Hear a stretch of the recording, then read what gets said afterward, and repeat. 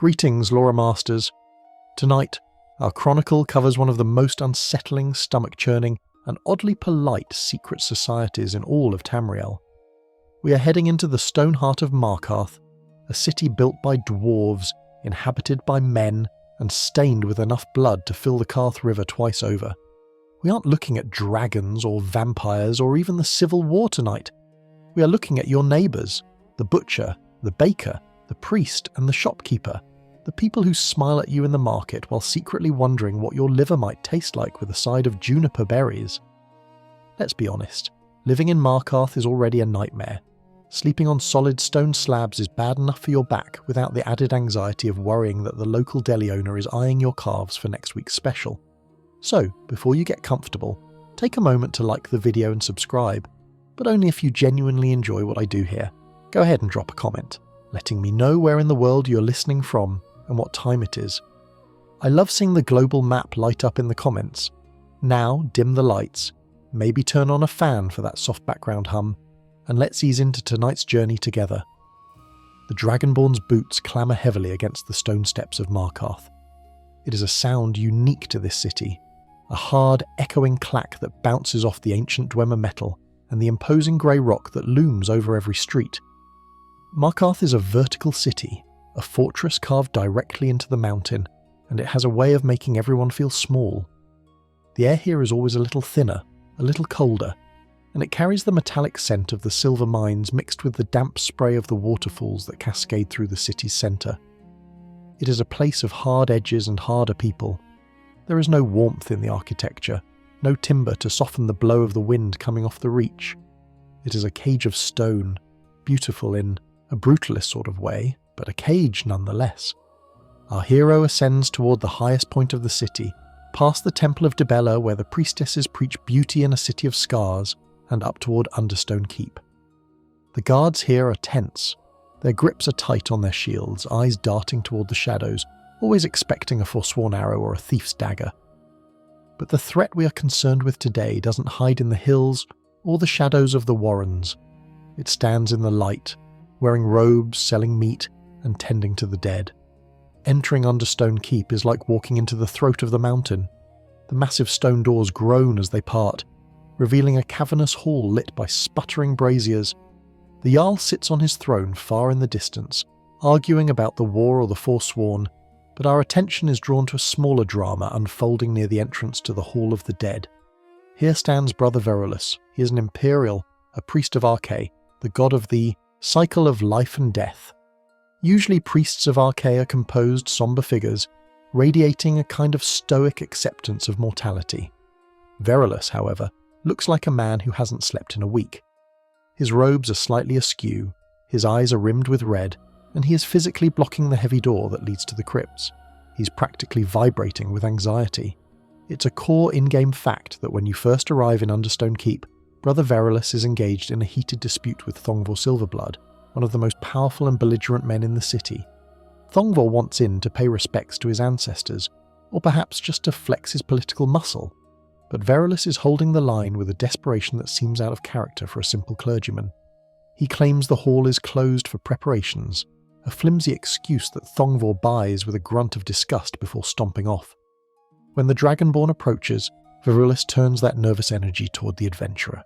"The Hall of the Dead is closed," he snaps, his voice cracking just a little. "I can't allow anyone inside." Now, usually, when a Hall of the Dead is closed in Skyrim, it's because of necromancers. It's almost always necromancers. Someone has broken in and is raising grandma to fight in a skeleton war. It's a standard Tuesday in the province. But Verulus isn't talking about the dead walking. He's talking about something far more visceral. He lowers his voice, leaning in as if the stone pillars themselves have ears. "We've had incidents," he whispers. "Corpses being desecrated, eaten." That word hangs in the air, eaten. It's not the clean magical violation of necromancy. It's a primal, wet, biological violation. The priest explains that flesh has been gnawed off the bones, not by skeevers, which leave distinct frantic scratch marks, and not by Draugr, who are usually too busy patrolling their own dusty loops to snack on fresh burials. These marks are methodical, humanoid. Verulus is terrified, not just because of the act itself, but because of what it implies about his failure. As a priest of Archay, his one job is to protect the souls and bodies of the departed. There is an interesting, slightly obscure lore tidbit found in the theological text The Consecrations of Archay, which suggests that the proper rituals of Archay create a metaphysical barrier that prevents the soul from being unwillingly pulled back into the body, essentially a magical ward against low-level necromancy. However, the lore is terrifyingly silent on the physical protection of the meat itself. Archay protects the spirit. He doesn't seemingly provide a divine force field against a knife and fork. Verulus knows his prayers are working on the spiritual plane, but on the physical plane something is feasting right under his nose. The Dragonborn naturally offers to investigate, not out of morbid curiosity, well, maybe a little, but because that's just what adventurers do. Verulus, desperate for help and likely terrified of going back in there alone, hands over the key. "Please," he says, "just find out what's doing this. I can't let the Jarl know. The panic it would cause." He stays behind, guarding the door, wringing his hands. We push past him, the heavy iron key turning in the lock with a grind of rust and disuse. The door swings open, and we step into the Markarth Hall of the Dead. Unlike the wooden structures of Whiterun, or the mossy crypts of Falkreath, Markarth's Hall is a continuation of the Dwemer architecture. It is a tunnel of smooth grey stone. The air here is stagnant, smelling of dust, dried herbs, and that distinct, copper tang of old blood. It's quiet. Too quiet. The sound of the waterfalls outside is muffled to a dull thrum, like a heartbeat buried deep underground. As we walk through the corridors, we see the stone coffins lining the walls. Some are sealed, the heavy lids undisturbed, but others are slightly askew. We aren't seeing shambling zombies or glowing ghosts. We are looking for something subtler. The atmosphere is oppressive. In the gaming community, there is a long-standing fan theory that the stone of Markarth itself is somehow cursed or conducive to madness, potentially linked to the deep acoustic properties of the Dwemer metal or the proximity to the jagged, reach magic-infused geography. Some players argue that this Song of the Stone slowly erodes the sanity of those who live in Understone Keep, making them susceptible to the whispers of Daedric princes. Walking through these silent halls, it's easy to believe. The silence feels heavy, like it's pressing against your eardrums, trying to force its way in. We reach the main chamber. It is a dimly lit room, shadows stretching long and thin across the floor, and there we see the evidence Verulus spoke of, a coffin lid pushed aside. The interior is messy. It's not the chaotic desecration of a grave robber looking for jewels. It's the messy aftermath of a meal. We inspect the scene with the detached eye of a forensic investigator. The body, or what's left of it, shows signs of tool use. Cuts made by a blade slicing through ligaments to get to the choice cuts of muscle. This wasn't a frenzied attack by a beast. Someone took their time here. They brought a knife. Maybe they even brought a plate. The horror of the Namira Cult isn't the savagery, it's the civility. It's the domesticity of the violence, the realization that someone stood here, in the dark, surrounded by the honoured dead, and prepared dinner. The Dragonborn moves deeper into the crypts. The layout of the Hall of the Dead in Markarth is essentially a loop, a design that usually comforts the grieving with a sense of continuity, but now feels like a trap. Every shadow looks like a crouching figure. Every drip of condensation sounds like the snap of a bone. We are looking for a monster, a ghoul, a hagraven perhaps that managed to tunnel up from the dark reaches below the city. But the game, in its twisted brilliance, doesn't give us a monster. Not yet. It gives us a voice. As we turn a corner approaching the deepest part of the crypt, the air shifts. It gets colder, if that's even possible. The smell of rot becomes sharper, less like dry dust and more like wet decay. The silence is broken, not by a roar, but by a voice that is calm, feminine, and terrifyingly reasonable. We stop. The investigation of the physical evidence is done. We have seen the gnawed bones, the sliced flesh, the utter lack of respect for the law of Archay. Verulus was right to be terrified. He was right to block the door. But he was wrong about one thing. He thought this was an intrusion, a violation from the outside. He didn't realize that the rot was blooming from within the city itself. The Hall of the Dead is not just a tomb, it's a pantry, and we have just walked in during lunchtime. The psychological weight of this. Discovery is heavy. For a priest like Verulus, the hall is a sacred barrier between the living and the dead. It is the border. If the dead are being consumed, that border has dissolved. The dead are fueling the living. The cycle is broken, or rather, it has been twisted into a circle where the end feeds the beginning. It is an abomination in the eyes of the divines, but to the entity we are about to meet, it is simply efficient. We stand in the centre of the crypt, hand on the hilt of our weapon. The evidence is irrefutable. We have to go back to Verulus. We have to tell him that his worst fears are true. But before we can turn around, before we can leave this suffocating stone box, the shadows ahead of us seem to coalesce. The darkness isn't empty. It never was. We were being watched from the moment we unlocked the door. The investigator has become the guest, and the host is waiting to make her introduction. The voice doesn't come from behind a pillar or from the ceiling. It seems to emanate from the stale air itself, sliding into the Dragonborn's ear with an intimacy that is immediately violating. "Not afraid of the dead, are you?" it purrs. I can see it. It is a voice that sounds like velvet dragged over a tombstone, soft, smooth, but with a cold, hard surface beneath it. Our hero spins around, weapon raised, expecting a Draugr Deathlord or perhaps a Necromancer charging up an ice spike. But there is no attack. There is only a woman stepping out from the shadows of a large stone sarcophagus. She's a Breton, though it's hard to tell in the gloom. One eye is clouded white, blinded perhaps by injury or disease, while the other fixes the Dragonborn with an unsettling intensity. A scar runs down her face, a jagged line that disrupts her features. She isn't wearing armour. She isn't holding a weapon. She is dressed in simple, nondescript robes, the kind you'd see on a beggar, or a low-ranking hedge wizard. This is Eola, and she is about to deliver one of the most psychologically invasive monologues in the entire game. In most Elder Scrolls quests, the villain threatens your life. Alduin wants to eat your soul. Harkon wants to blot out the sun. Miraak wants to steal your free will. Eola doesn't want any of that. She wants to introduce you to yourself. The hunger, she continues, stepping closer, ignoring the sword pointed at her chest. I can see it in your eyes. You've felt it, haven't you? When you look at the dead, your mouth waters. Now this is the moment where most players physically recoil from their monitors. It's an accusation that comes out of nowhere. You're the Dragonborn. You save the world. You eat cheese wheels by the dozen and hoard potions you'll never use. You don't eat people. But Eola doesn't stop. She presses the advantage, weaving a narrative about your own past that you, the player, never wrote. She speaks of a childhood, memory.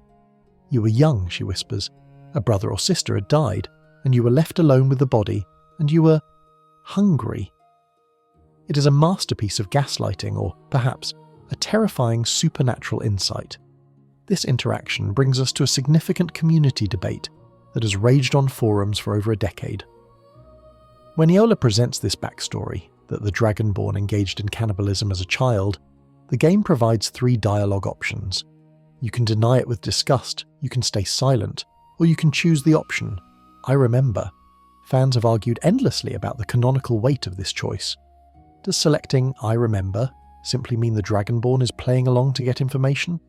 Or does it establish a canonical, dark backstory for the hero?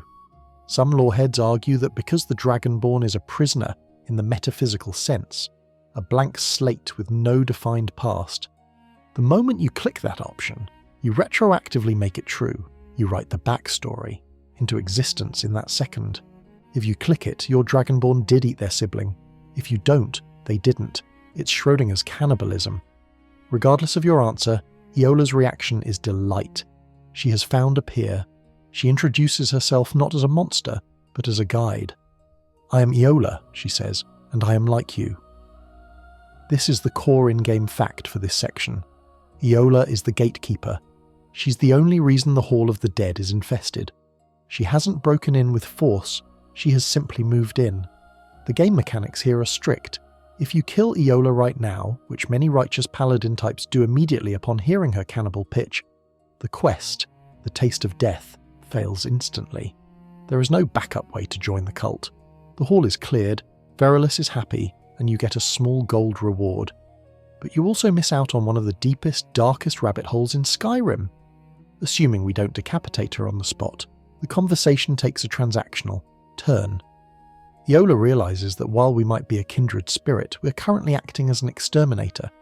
She's pragmatic. She agrees to leave the Hall of the Dead, but only if we agree to meet her elsewhere. She gives us a location, Reachcliff Cave. The dead are ready, she says, a phrase that sounds suspiciously like a dinner bell. We'll meet there. With a final, knowing smirk, she casts an invisibility spell and vanishes. It's a classic mage exit, leaving us alone in the silence of the crypt. The heavy atmosphere lifts slightly, but the smell of rot remains. We are left standing in the dark, processing what just happened. We came here to kill a monster, and instead, we just got invited to a dinner party. The genius of this encounter is that it reframes the entire quest line. We aren't being forced to join, we are being seduced. Eola appeals to the darker nature that Skyrim players often indulge in.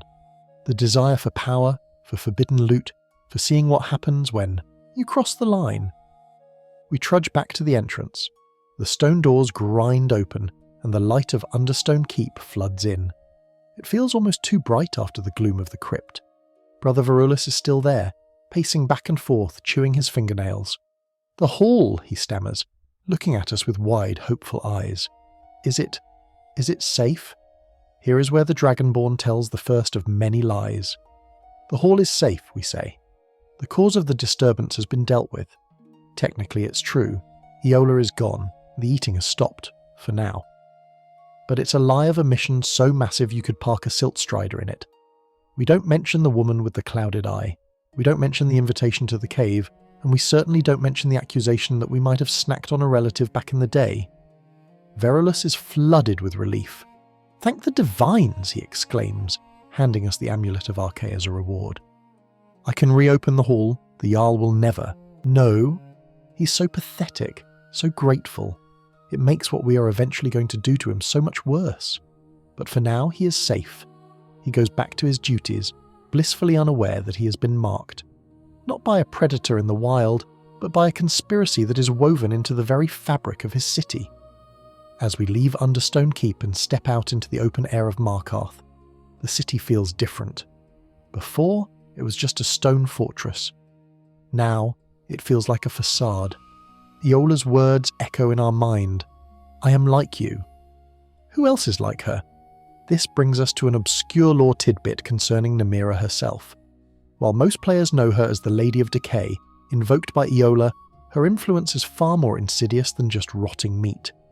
In the book The Beggar Prince, a storytelling of a prince who seeks out Namira to gain power, it is revealed that Namira's domain includes not just decay, but the pitiable and the overlooked. She is the patron of the things people turn away from: spiders, slugs, diseases, and beggars. Markarth has a massive population of the overlooked. The workers in the mines, the sick in the warrens, the ignored service workers. Eola's presence suggests that Namira's influence spreads through the cracks of society, thriving where people refuse to look. The Dragonborn, by stepping into the Hall of the Dead, looked into the dark. And because we looked, the dark looked back. We descend the stairs from the keep, heading toward the market district. The sun is high, or at least as high as it gets in this canyon of a city. The waterfalls roar, misting the stone bridges. Life goes on. Guards patrol, complaining about their knees. Merchants hawk their wares. But now, we are suspicious. Eola implied a community, a we. If she is the spiritual leader, who is the congregation? We know they are hiding in plain sight. They aren't wearing cult robes in the street. They are wearing aprons. They are wearing armour. They are wearing fine clothes. Our eyes drift to the market stalls. There's a meat vendor there shouting about the freshness of his cuts. Usually this is just ambient noise, the background texture of an RPG city. But after a conversation with Eola, fresh meat takes on a gruesome new context. We need to investigate. If the cult has moved out of the Hall of the Dead, they have to be getting their supplies from somewhere. Eola mentioned that the hall was just a temporary convenience. That implies they have a steady supply chain, and in a city like Markarth, where stone inhibits agriculture and everything must be imported or hunted, a steady supply of meat is a valuable thing. We walk toward the stalls. The smell of cooking fires and raw butchery fills the air. It's a sensory assault. The metallic tang of blood is stronger here. Standing behind a blood-stained wooden counter, cleaver in hand, is a Nord with arms the size of tree trunks. He is covered in gore, which is professional attire for a butcher, but there is Something about the way he swings that cleaver that feels enthusiastic. This is Hogni Red-Arm, and if Eola is the spiritual voice of the cult, Hogni is the physical appetite. The transition from the spiritual horror of the crypt to the mundane horror of the marketplace is jarring. In the crypt, the cannibalism was mystical, shadowed, almost romanticized by Eola's velvet voice. Here, in the bright light of day, it is industrial. It is a business. We approach the stall. Hogni looks up, wiping a bloody hand on his apron. He grins, and it's a wide, friendly, terrifying grin. "Bloodiest beef in the Reach," he bellows. The slogan is meant to be appetizing. It's meant to imply freshness. But as we look at the slabs of meat hanging on the hooks behind him, we can't help but try to identify the anatomy. Is that a cow's leg? Or is the femur a little too straight? Is that a goat's rib cage? Or is it a little too wide? The paranoia sets in. This is the brilliance of the Namira questline. It doesn't just give you a dungeon to clear, it infects the safe zones. It turns the town hub, the place where you sell your loot and craft your daggers, into a crime scene. Hogni is watching us. He sees a potential customer. Or maybe like Eola, he sees something else. He leans over the counter, the smell of old blood rolling off him in waves. "You look like a man who appreciates a good cut of meat," he says. It's a standard sales pitch, so why does it feel like a threat? We're about to find out that the bloodiest beef in the Reach might not be beef at all, and the man selling it is hiding a secret that is far messier than his apron. The cleaver descends with a wet, heavy thud that vibrates through the wooden counter and seems to rattle the very fillings in the Dragonborn's teeth. Thwack! Hogni Red-Arm pulls the blade free from a slab of ribs with a sucking sound, wiping a spray of crimson from his cheek as casually as one might brush away a fly. "Bloodiest beef in the Reach," he roars again, his voice booming over the sound of the nearby waterfall. "Most meat is dry, tasteless. You need the blood for the flavour." Standing before Hogni's stall in the Markarth market is an exercise in cognitive dissonance. The sun is shining, rare for the Reach, but it happens. Children are running across the cobblestones, chasing each other around the stone pillars. The Silver Blood Inn is open for business just up the steps, spilling the warm scent of roasted leeks and ale into the street. And here, in the centre of this domestic tableau, stands a man covered in enough gore to traumatize a slaughterfish hacking away at a carcass that looks suspiciously ambiguous. Hogni is a Nord, built like a fortress wall, with a moustache that likely contains leftovers from 3 different meals. He is the picture of the jovial, albeit intense, tradesman. But the Dragonborn, fresh from the whispering shadows of the Hall of the Dead, sees him differently now. We aren't just looking at a butcher, we are looking at a supply line. This brings us to a chilling core in-game fact regarding Hogni's inventory. If you browse his wares before the quest The Taste of Death progresses, he sells the standard Skyrim fare. Venison, beef, goat legs, maybe a pheasant breast or 2. He seems legitimate. However, once the Dragonborn is inducted into the inner circle of Namira's coven, Hogni's secret menu unlocks. He becomes one of the few reliable merchants in the game who will openly sell you human flesh and human hearts. It's not under the counter, it's right there next to the dog meat. The game mechanics simply toggle a switch that says, "Oh, you're one of us?" In that case, the flank steak is actually Steve from Rorikstead. But right now, in the bright light of the market, that toggle hasn't been flipped yet. We're still in the phase of plausible deniability. "You look hungry, traveller," Hogni grins, leaning over the counter. The smell coming off him is metallic and rich. "How about a roast? Freshly slaughtered this morning, still warm." There is a specific horror to the way he says "still warm." In a world of ice and snow, warmth is usually a comfort. Here it implies a life recently extinguished. The Dragonborn looks at the meat on the counter. It's stripped of skin, deboned, and chopped into unrecognisable chunks. It could be anything. It could be a cow. It could be a horse. Or it could be that beggar who disappeared from the Warrens last Tyrdas. The genius of Hogni's operation is his openness. A serial killer usually hides in the dark. Hogni hides in the spotlight. He is the loudest merchant in the market. He draws attention to the blood. He creates a brand around it. Bloodiest beef becomes a marketing slogan rather than a confession. It's a psychological trick. If he's shouting about it, he can't possibly be hiding anything, right? The gaming community has spent years dissecting Hogni, and this leads us to a prevalent fan theory, the Sweeney Todd conspiracy of Markarth. Many players believe that Hogni isn't working alone in the food service industry. The theory posits that Hogni supplies the meat not just to the cultists, but to the Silver Blood Inn itself. Klepper and Frabby, the bickering innkeepers, serve a lot of stews. Stew is the perfect dish for hiding the texture and origin of meat.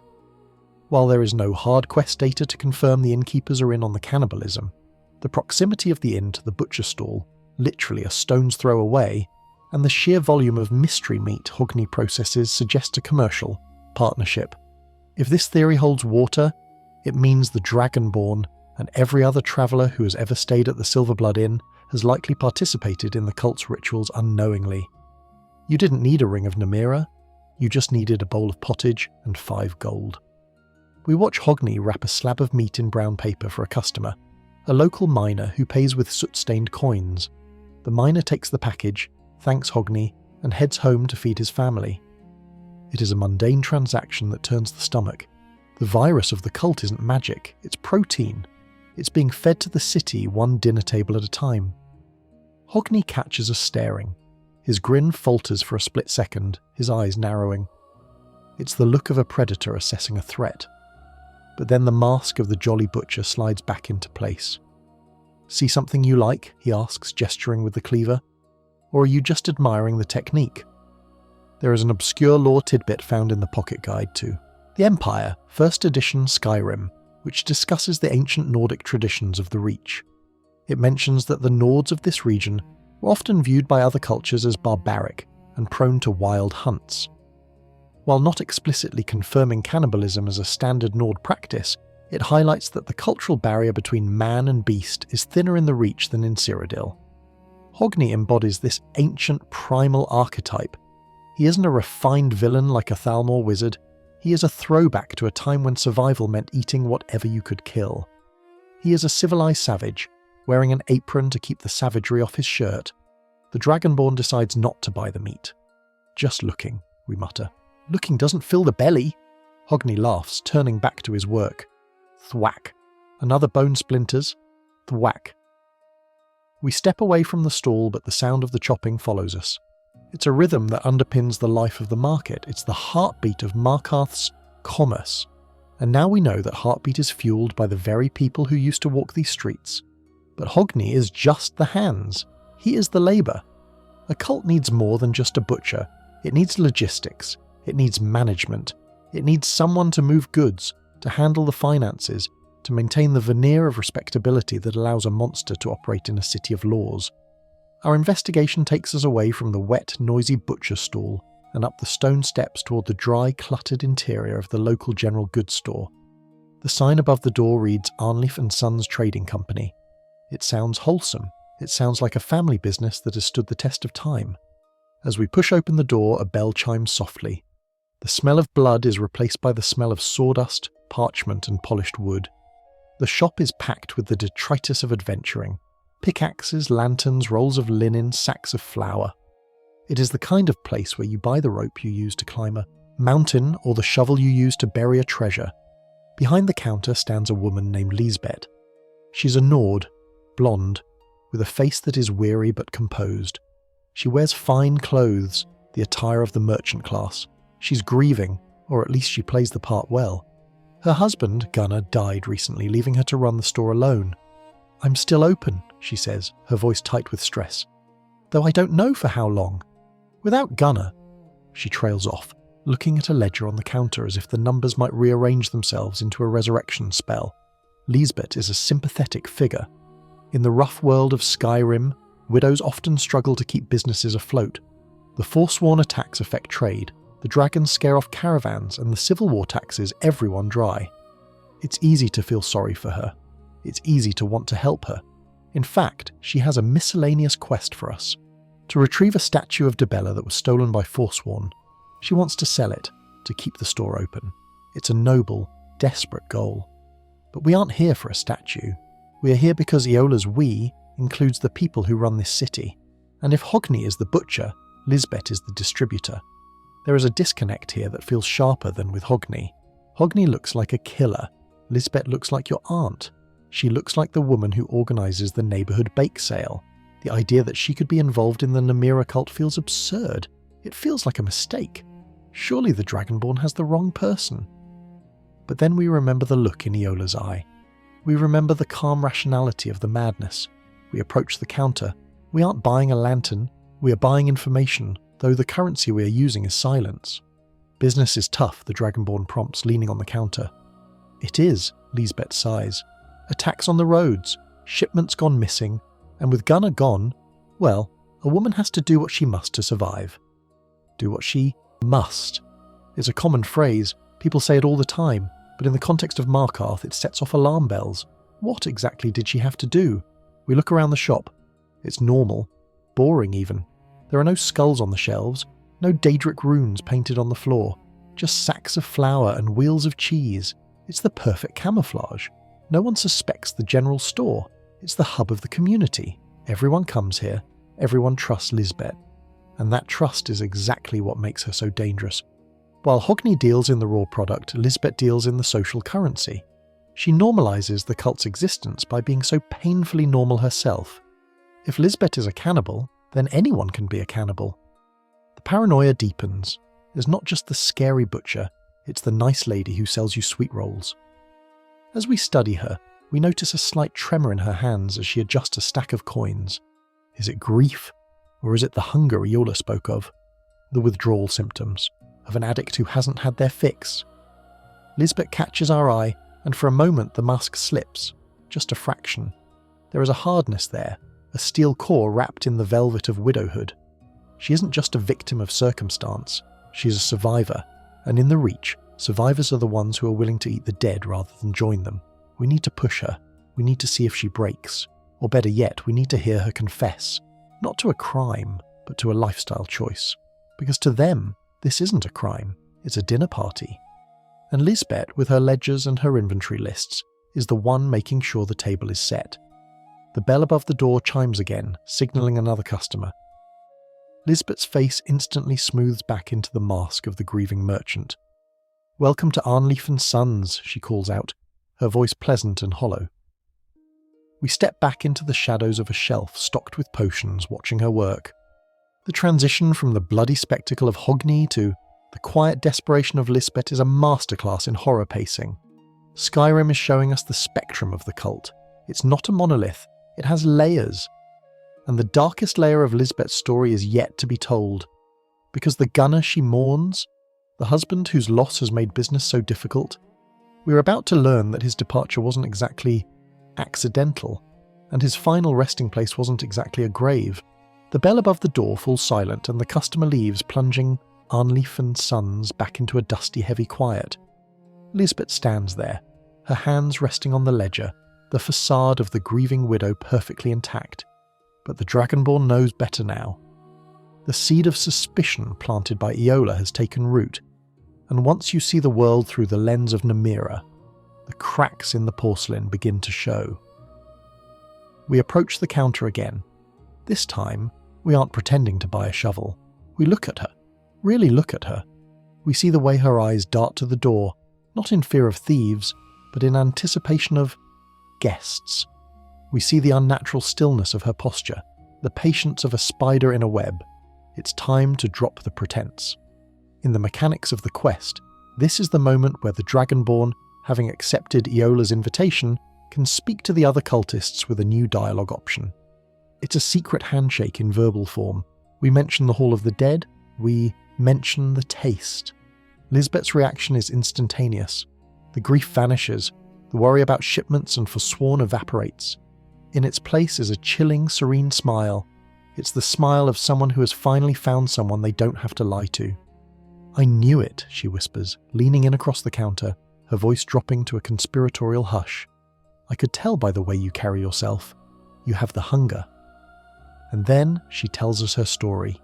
It is a core in-game fact that Lisbet is one of the most candid members of the Coven about her origins. She doesn't speak of ancient rituals or Daedric pacts initially. She speaks of family. She tells us about the first time she tasted human flesh. It wasn't a stranger, it was her brother. "My brother had passed," she recounts, her eyes glazing over with a twisted nostalgia. I was crying, sitting there with his body. But then, my mouth watered. It is a grotesque confession delivered with the tone of a heartwarming childhood memory. She talks about it as if it were a moment of clarity, a gift from Namira that allowed her to turn tragedy into sustenance. But there is a darker, more pragmatic layer to Lisbet that goes beyond just that first bite. We need to talk about Gunnar. Gunnar was her husband. The store is named Arnlif and Sons, a legacy name, but Gunnar ran it with her until his untimely death. The official story is that he was killed by Forsworn, or bandits, or perhaps a bear. The story shifts depending on who you ask in town. But looking at Lisbet now, seeing the cold calculation in her eyes, a different narrative emerges. There is a popular community debate regarding the fate of Gunnar. Many players believe that Lisbet didn't just eat her brother out of opportunistic hunger. They believe she actively removed Gunnar to take sole control of the business. The theory suggests that Gunnar was perhaps too soft for Markarth, too honest, or simply in the way. By consuming him, she didn't just get a meal.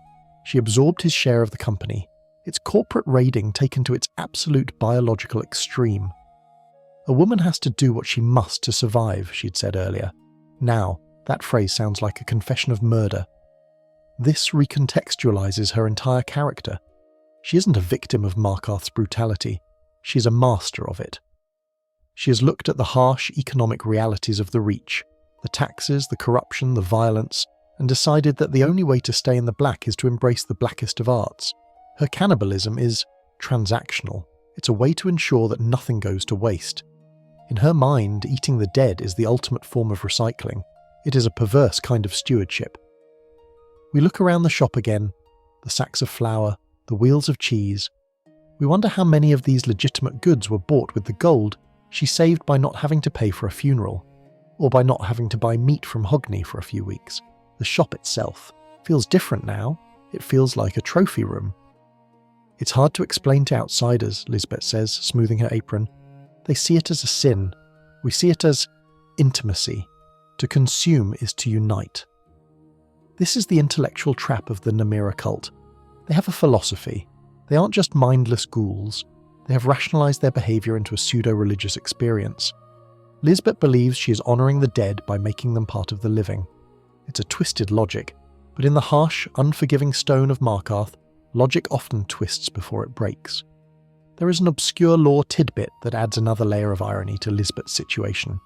In the book The Pig Children, there is a discussion about the Orcish strongholds and their views on strength and death.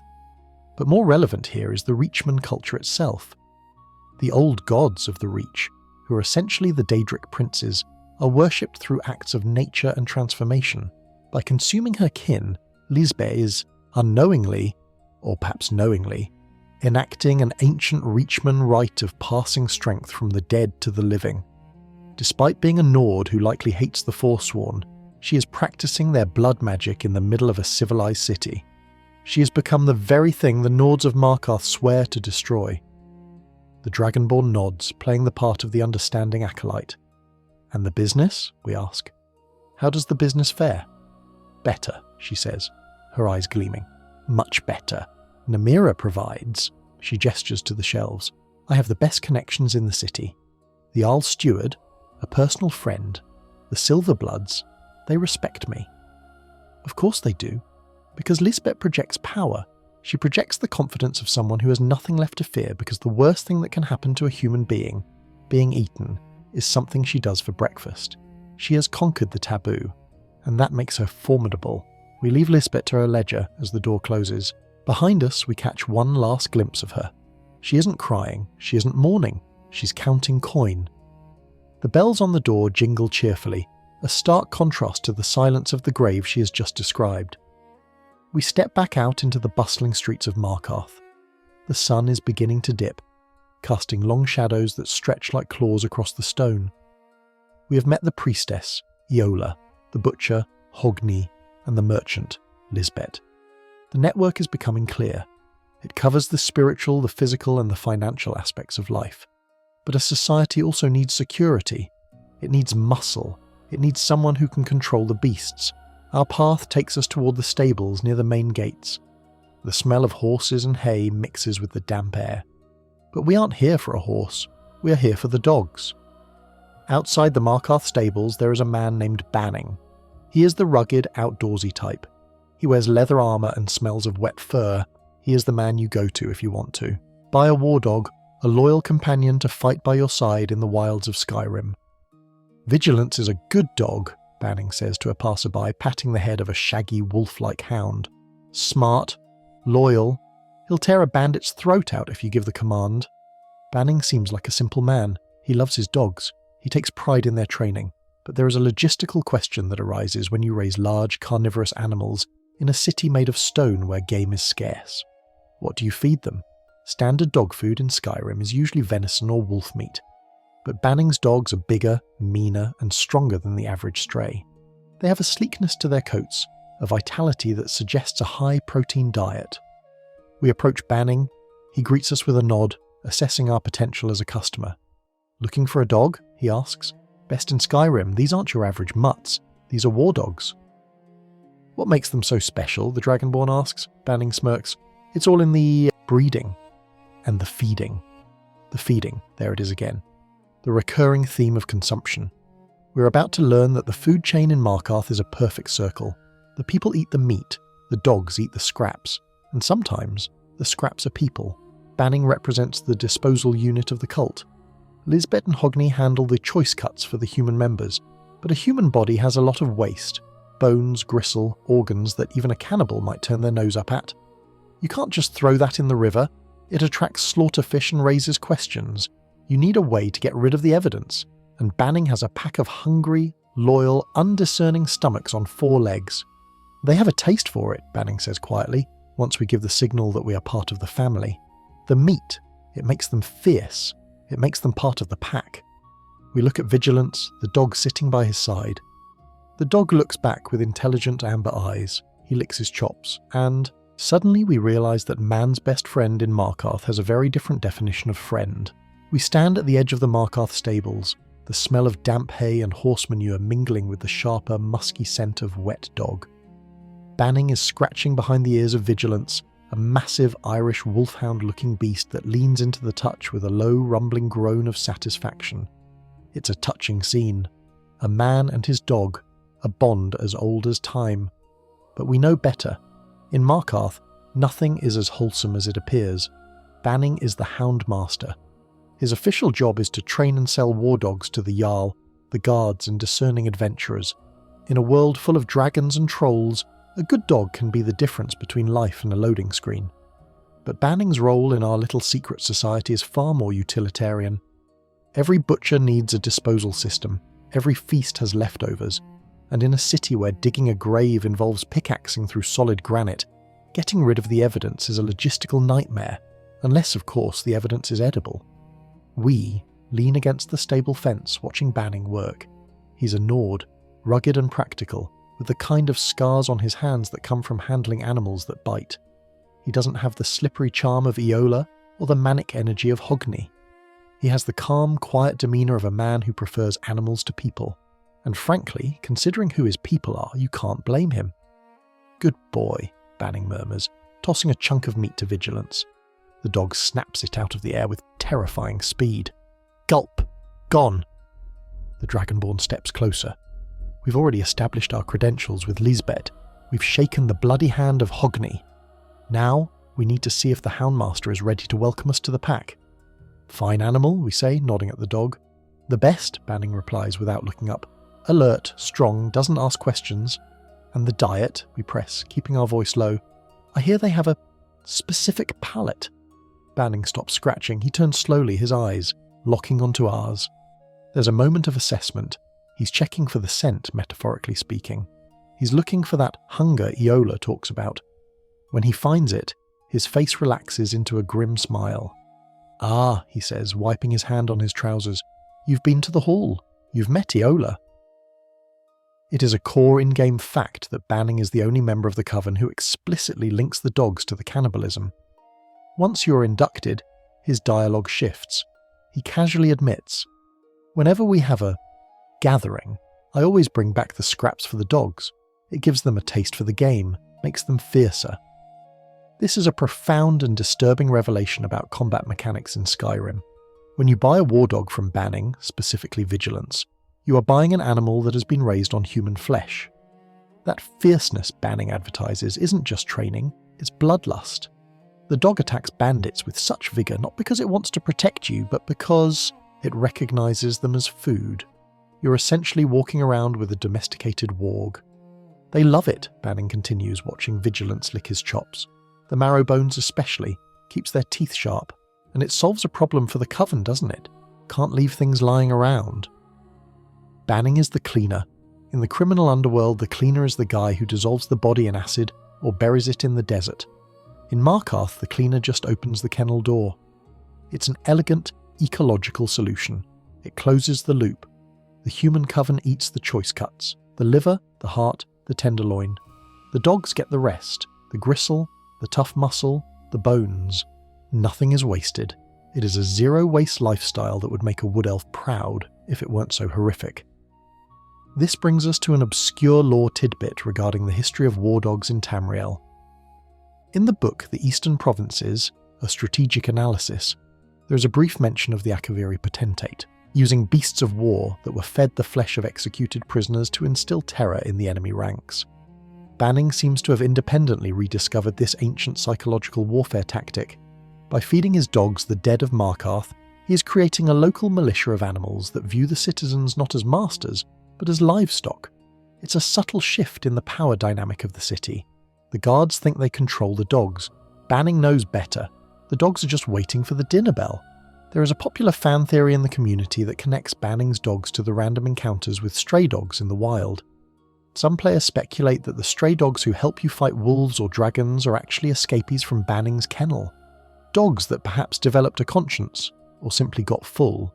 But the darker flip side of this theory suggests that the meat item you find in dog inventories, when you kill wolves or hostile dogs, is retconned by Banning's dialogue to be, well, you know. It implies that the taste for human flesh has spread into the canine population of the Reach, creating a generation of man-eaters prowling the hills. We look at Vigilance again.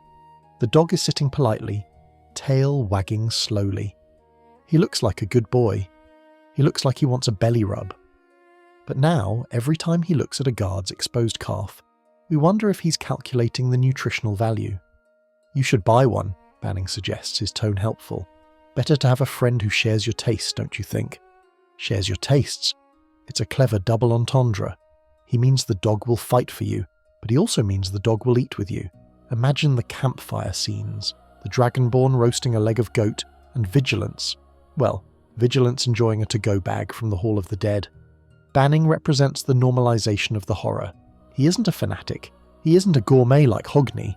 He's just a guy doing a job. He has integrated the Coven's activities into his daily routine so seamlessly that it's just another chore.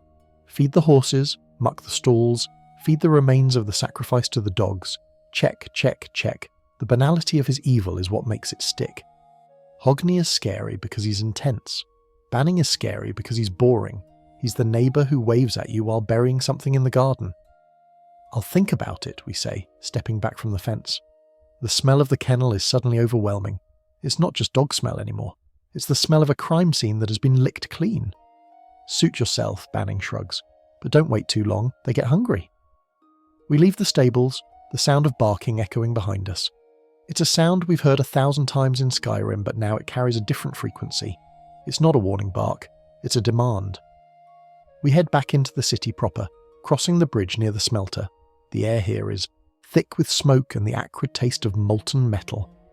The Silverblood mine and smelter are the industrial heart of Markarth. This is where the city earns its wealth.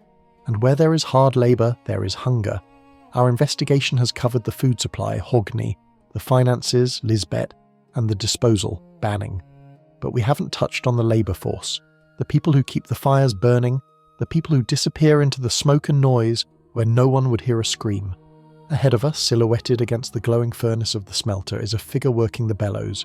She is an orc, or perhaps a darker-skinned Bosmer. It's hard to tell through the soot. She's covered in grime, her muscles flexing as she shovels ore. This is Omluag's crew, the workers who keep the silver flowing, but among them is a woman named Nympheneth.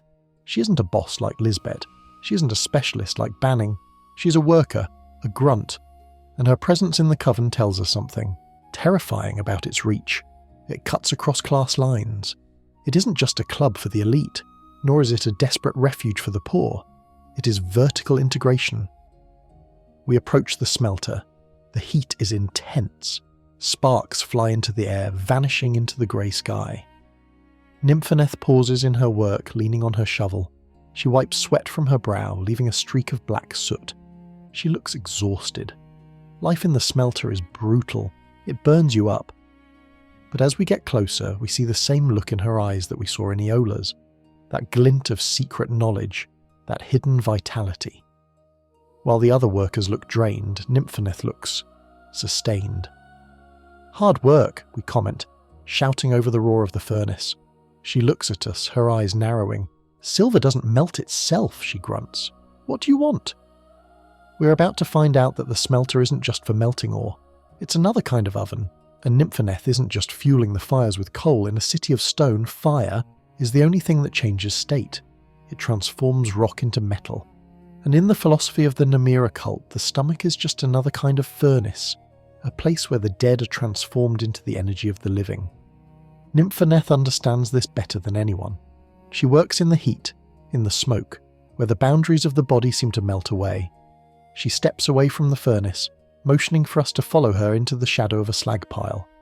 "You have the look," she says, her voice raspy from the smoke. "You've been with the others." We nod, and in the shadow of the smelter, surrounded by the noise of industry, we prepare to learn how the working class of Markarth stays fed when the wages aren't enough to buy bread.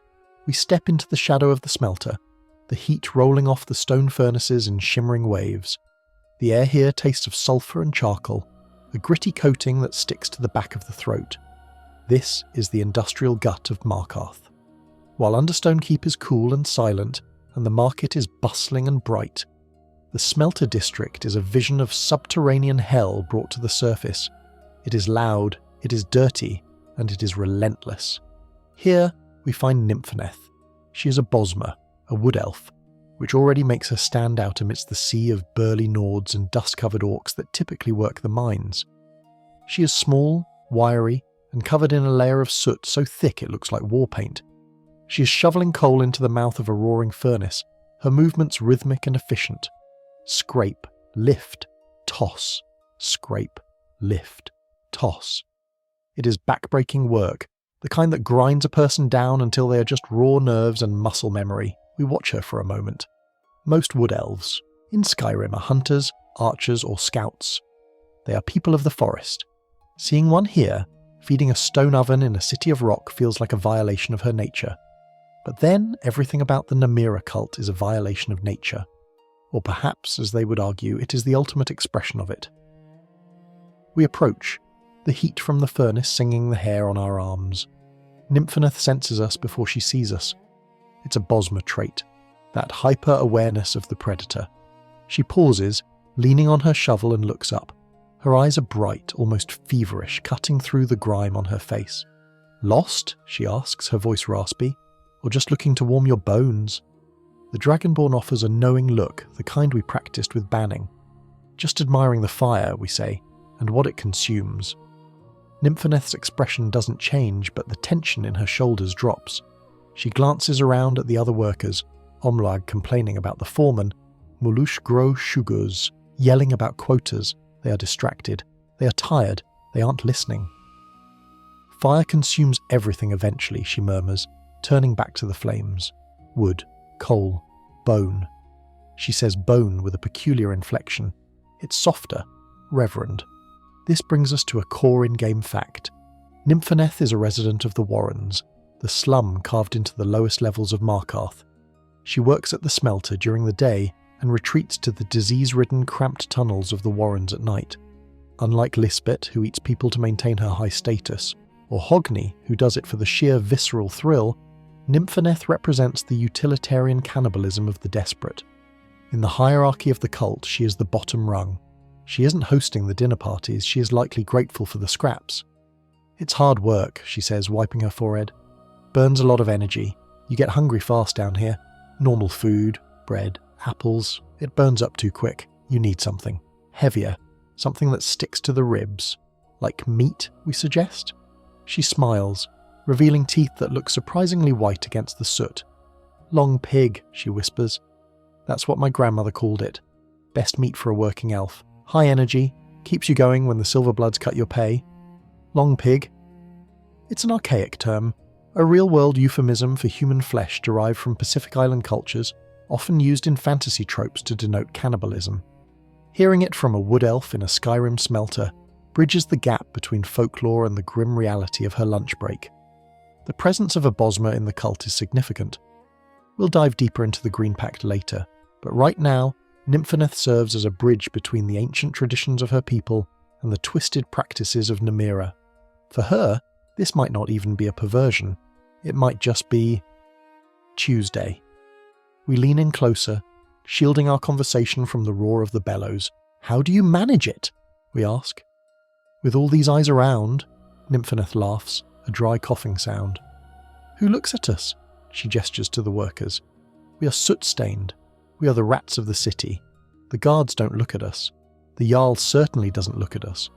We could roast a guard on this spit and tell Mullish it was a large goat, and he wouldn't care as long as the silver keeps pouring." She is right. The smelter is the perfect hiding place, because it is the place everyone tries to ignore. It is the blind spot of Markarth. This leads to a fascinating community debate regarding the socio-economics of the Namira Cult. Many players view the cult as pure evil, a collection of psychopaths.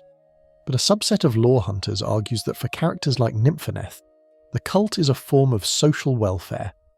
In a city where the Silverblood family hoards the wealth and the poor are left to rot in the warrens, Namira offers a community. She offers a food source that is grimly abundant. If you are starving, and the city is full of dead bodies that no one cares about, is it madness to eat them? Or is it extreme survival?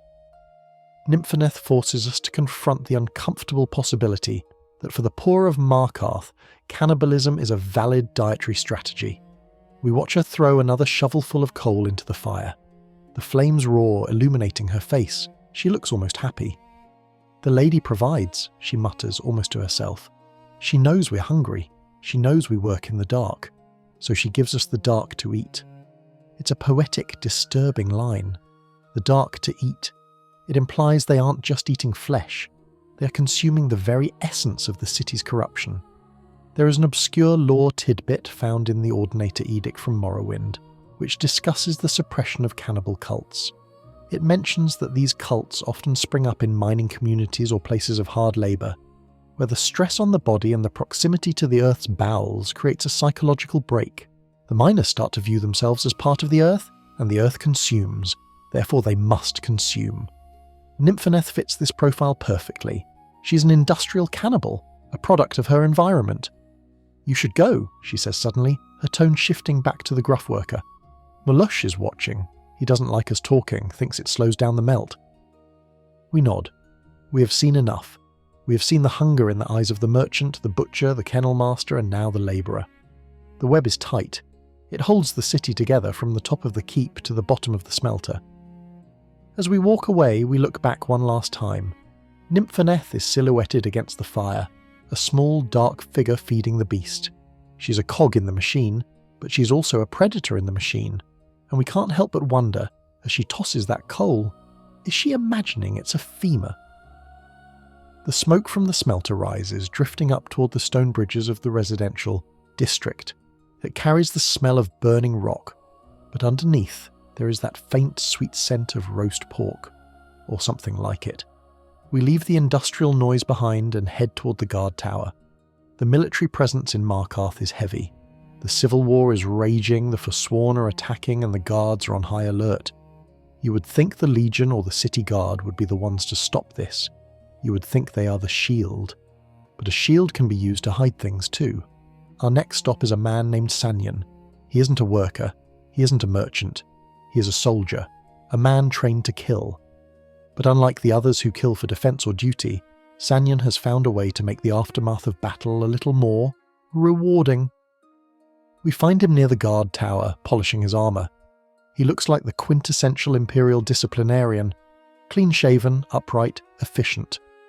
But there is a coldness in him that goes beyond military bearing. "Keep moving, citizen," he barks as we approach. Unless you have business with the Legion. I have business with the lady, reply softly. Sanyon freezes. His hand stops moving on his breastplate.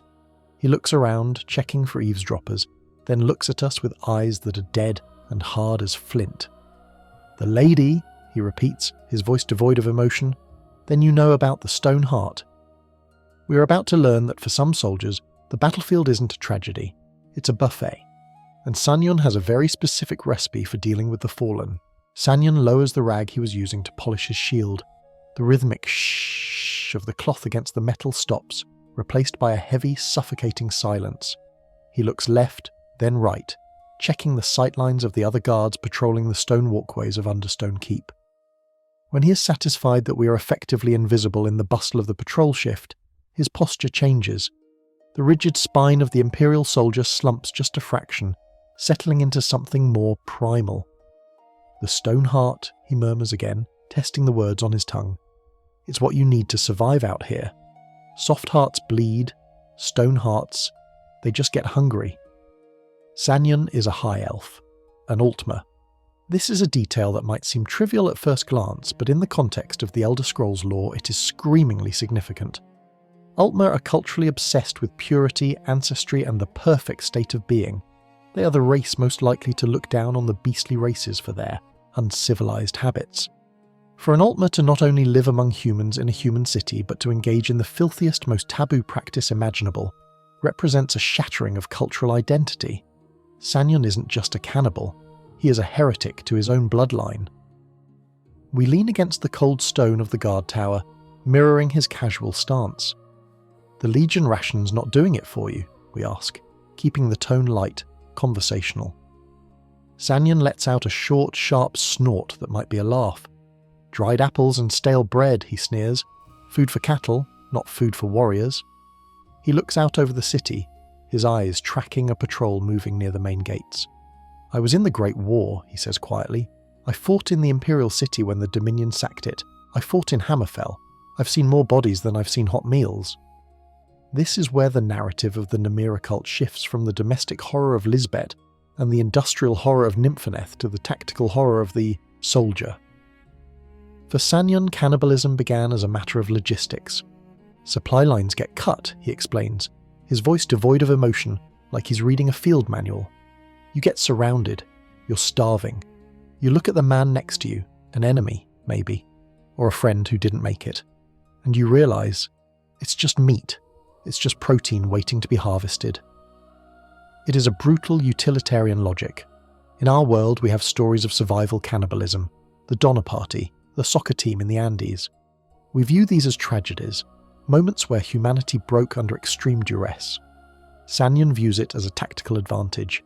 If you can eat the dead, you never run out of supplies. You become the ultimate self-sustaining unit. The first time, he says, eyes unfocused, it was desperation. The second time, it was because I felt strong, stronger than the men who were starving around me. Namira doesn't just fill your belly, she fills your veins. This aligns perfectly with the core in-game fact regarding the Ring of Namira's gameplay mechanics. When the Dragonborn wears the ring and consumes a corpse, they gain increased health and health regeneration. Sanyon is describing this mechanic from an in-universe perspective. To him, it's not a game buff, it's a rush of vitality. It's the difference between swinging your sword with a trembling hand and cleaving a skull with the force of a giant. He has discovered that death fuels life, quite literally. But Sanyon isn't just a survivor of the Great War. He is currently a guard in Markarth, a city that is a powder keg of violence. The Forsworn Rebellion is a constant low-level insurgency. Guards are killed regularly. Bodies are found in the alleys, in the hills, in the mines. Markarth is a good posting, Sanyon admits, running a thumb along the edge of his shield. Plenty of incidents. Forsworn raids, drunken brawls. People disappear in the city all the time, and the stone keeps its secrets. He looks at us, and, for a moment, the golden skin of his face seems to pallor, taking on the grey cast of the walls. Sometimes, when we patrol the warrens, if a beggar dies in the night, who misses them? We do a service, really. We keep the streets clean. Here, the soldier merges with the sanitation worker. Sanyon views his role in the cult as a grim necessity of city management. He's part of the immune system of Markarth, consuming the waste products to keep the organism functioning. There is an interesting community debate that surrounds Sanyan and the other Altmer in the game who deviate from the Thalmor norm. Some fans theorise that Sanyan might be a plant, a spy who went rogue, or perhaps a hollow man broken by the trauma of the Great War. The theory suggests that Namira worship in Skyrim acts as a dark mirror to the PTSD suffered by veterans. Unable to reintegrate into normal society, unable to look at a body without seeing the trauma of the battlefield, they lean into the horror, they embrace the thing that haunts them. By eating the dead, Sanyan conquers the death that surrounds him. He makes it part of him, rather than letting it destroy him. It's a psychological defense mechanism gone horribly, horribly wrong. "You should join us at the table," Sanyan says, his voice dropping to a whisper. "When the coven gathers, it's not like eating alone in a trench, it's civilized." Eola ensures that. Civilized. That word again. It's the shield they all hide behind. "I might," the Dragonborn replies, "if the menu is right." Sanyan smiles, a thin, sharp expression. The menu is always fresh in Markarth, the forsworn see to that. We leave Sanyan to his polishing. As we walk away, we can't help but look at the other guards differently. They stand stoic in their armour, protecting the citizens. But how many of them are like Sanyan? How many of them look at a crime scene and see a pantry? The brilliance of including a guard in the coven is that it removes the possibility of rescue. If you are being hunted by the cult, you can't run to the guards. The guard might just be the one who carves the roast. We descend from the heights of the guard tower, the wind whipping through the stone canyons of the city. We have seen the high society, the merchants, the workers, and the military. The infection is systemic. But there is one place in Markarth where the infection isn't a secret. It isn't hidden behind aprons or armour. It is out in the open, festering in the damp and the dark. The Warrens. If Understone Keep is the head of the city, and the smelter is the gut, the Warrens are the bowels. It is where the sick, the poor, and the unwanted are flushed. It is a labyrinth of tunnels carved into the rock, populated by the people Markarth has chewed up and spit out. And down there, among the coughing and the weeping, lives a man named Cairine, or perhaps dry-skinned Garvey, but the specific individual isn't as important as the demographic they represent. The beggar in the Warrens isn't just a cultist, he is the livestock. We head towards the heavy wooden doors that lead into the Warrens. The smell hits us before we even open them, a mix of unwashed bodies, sickness, and stale water. It is the smell of misery. Most players breeze through the Warrens. You go in, you find the NPC you need for a quest, and you get out as fast as you can. It's depressing, it's gross. But today, we are going to linger. We are going to look at the people living in the mud and the stone. The cult of Namira is often described as the cult of the repulsive. Namira is the Daedric prince of the things you don't want to look at. Spiders, slugs, disease, and beggars. We step inside. The air is thick and humid. The only light comes from sputtering torches that cast long, dancing shadows. People are huddled in alcoves wrapped in rags. Some are sleeping. Some are staring blankly at the wall. We are looking for a connection. We know Eola. Recruits from here. We know Nympheneth lives here. But we are looking for the lowest rung of the ladder. The person who has nothing left to lose, not even their humanity. In the shadows of a damp tunnel we find a beggar. Let's call him Garvey for the sake of the narrative, though the Warrens are full of nameless faces. He's sitting on a bedroll that looks like it hasn't been washed in an era. He's shivering. "Spare a coin?" he wheezes, extending a hand that is more bone than flesh. "For a sick man?" We drop a gold septim into his palm. He clutches it like it's a lifeline. "Blessings of the divines upon you," he mutters. Then he pauses, sniffing the air. He looks up at us, his eyes milky with cataracts. Or, "Blessings of the lady?" The code is spread even here. This brings us to an obscure lore tidbit found in the book The Beggar Prince. The story details a prince who gives up his wealth to gain the favour of Namira, realising that there is power in being overlooked. The beggars of Skyrim are the eyes and ears of the cities.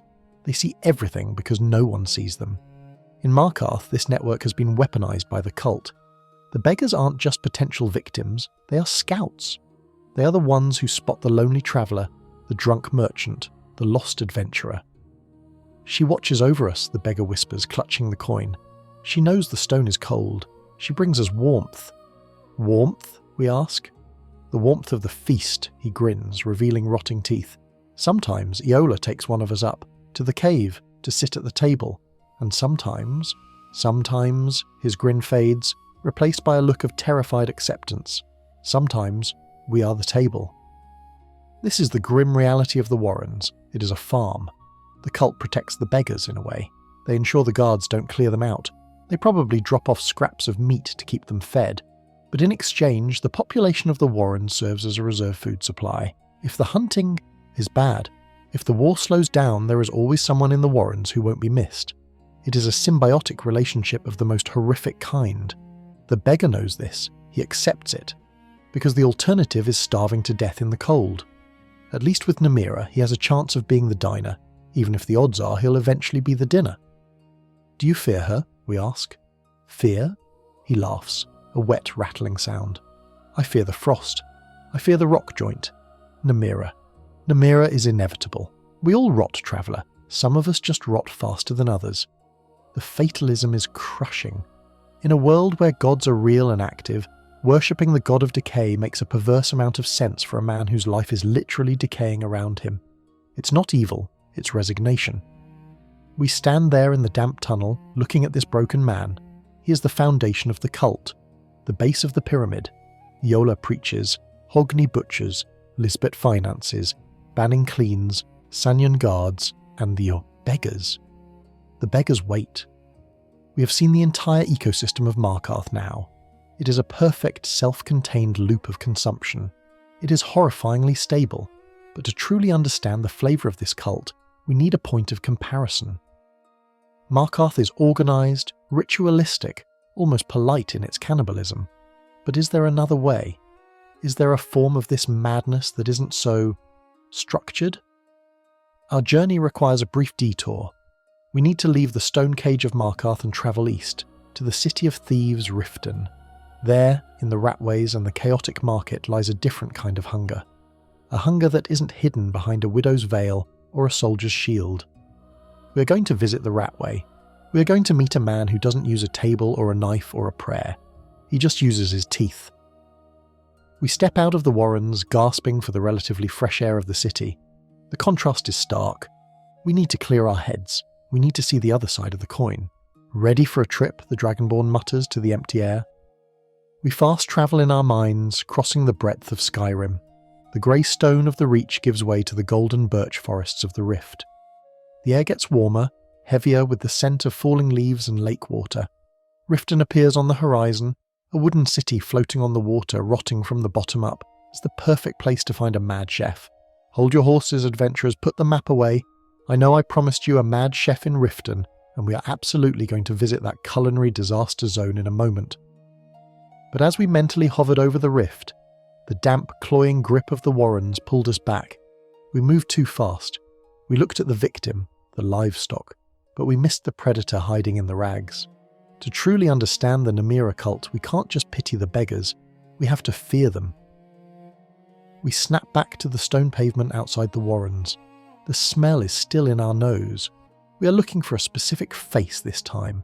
A face that isn't submissive like the one we just saw, but sharp, cynical, and surprisingly well-informed. We are looking for Decay. If you've spent any time in Markarth, you know Decay. He's the beggar who doesn't just ask for a coin, he demands it. He sits near the market or the inn, watching the flow of silver with a critical eye. He isn't cowering in the dark, he is operating in the light, hidden by his own social invisibility. Decay represents the intelligence network of the Namira Cult. While Sanyan provides muscle, and Lisbet provides coin, the beggars provide eyes. We approach him. He's sitting on a crate, chewing on a piece of bread that looks hard enough to be used as a weapon. He looks us up and down, not with the milky gaze of the dying, but with the sharp scrutiny of a fence assessing stolen goods. Alms, he grunts. Alms for a poor wretch who's seen better days. It's a rehearsed line, a password. We drop a coin. Decay snatches it. Blessings of, well, you know who, he winks. This interaction brings us to a core in-game fact. Decay is the quest giver for the Heart of Dibella. He asks the Dragonborn to break into the inner sanctum of the Temple of Dibella to steal a statue. Think about that. A beggar, a man who supposedly has nothing, is hiring a mercenary to commit grand larceny in the most guarded temple in the city. How does he know about the statue? How does he know the patrol routes of the priestesses? Because he is watching, always watching. In the context of the Namira cult, this agency is terrifying. It suggests that the beggars aren't just waiting to be eaten, they are actively scouting for the next meal. They are the ones who notice when a traveller has no family to miss them. They are the ones who see which drunk stumbles out of the Silver Blood Inn at 3 a.m. They are the spotters. We crouch down, bringing our face level with his. You see a lot from down here, Decay. I see ankles, he cackles. I see boots, and I see where those boots go when they think no one is looking. He leans in, his breath smelling of onions and cheap mead. I saw Eola take the priest, Brother Verulus. Fancy robes, nervous hands. She led him like a lamb. Decay knows. He isn't under a spell, he isn't insane, he is complicit. This challenges the victim narrative we established earlier. In a city as harsh as Markarth, morality is a luxury item that most people can't afford. Decay has traded his silence for safety. Perhaps he gets a cut of the loot found on the bodies. Perhaps he just gets to live another day in the Warrens without being selected for the special stew. There is a fascinating, obscure lore tidbit found in the text, The Buying Game, which discusses the economics of pricing and bargaining. While mostly a merchant's guide, it touches on the concept of information as currency. In the Reach, information is often more valuable than gold because gold can be stolen, but information can be leveraged.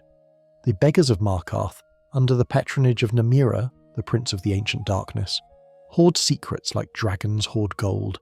They know who is sleeping with whom is skimming from the mine, and who is eating human flesh. And they use this leverage to survive. Decay's connection to the Dibella quest is also thematically rich. Dibella is the goddess of beauty. Namira is the goddess of repulsion. By hiring us to steal the statue, Decay is symbolically desecrating the beautiful to serve the repulsive. He's dragging the divine down into the muck.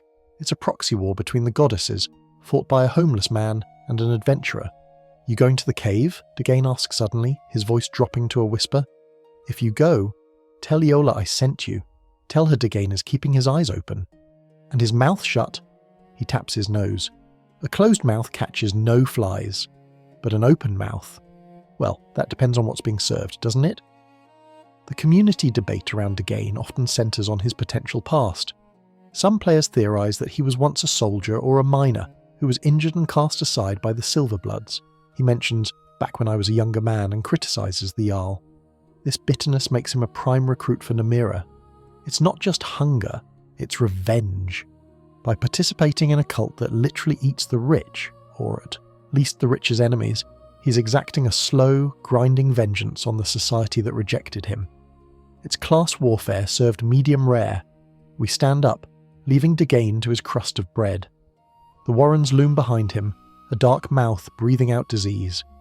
We have seen the full picture now. The cult isn't a foreign invader. It is the city itself. It is the bone and muscle and rot of Markarth. Now we can leave.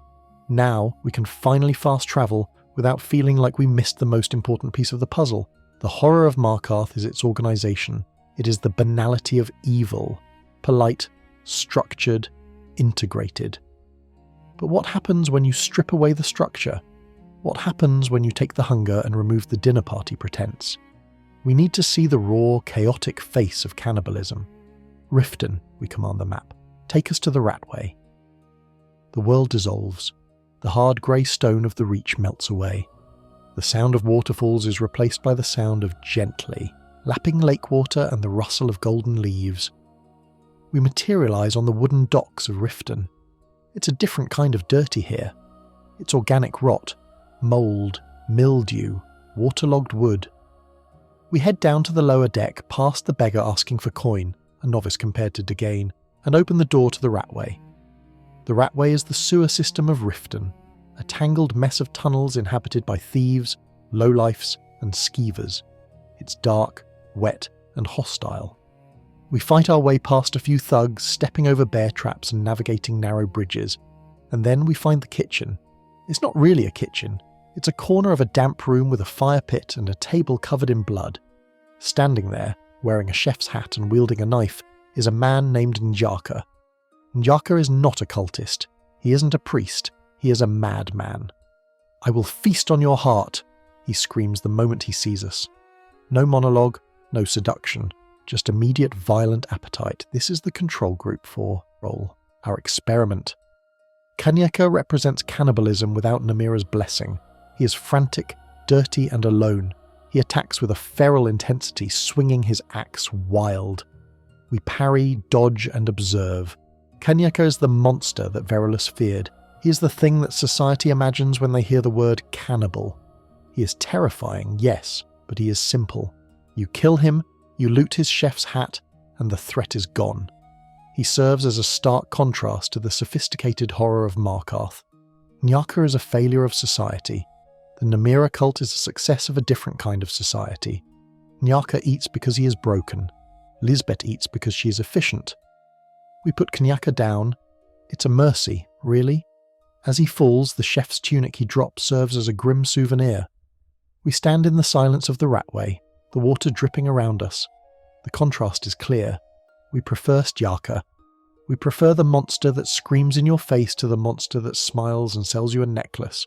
We wipe our blade. The detour is complete. We have seen the chaotic madness.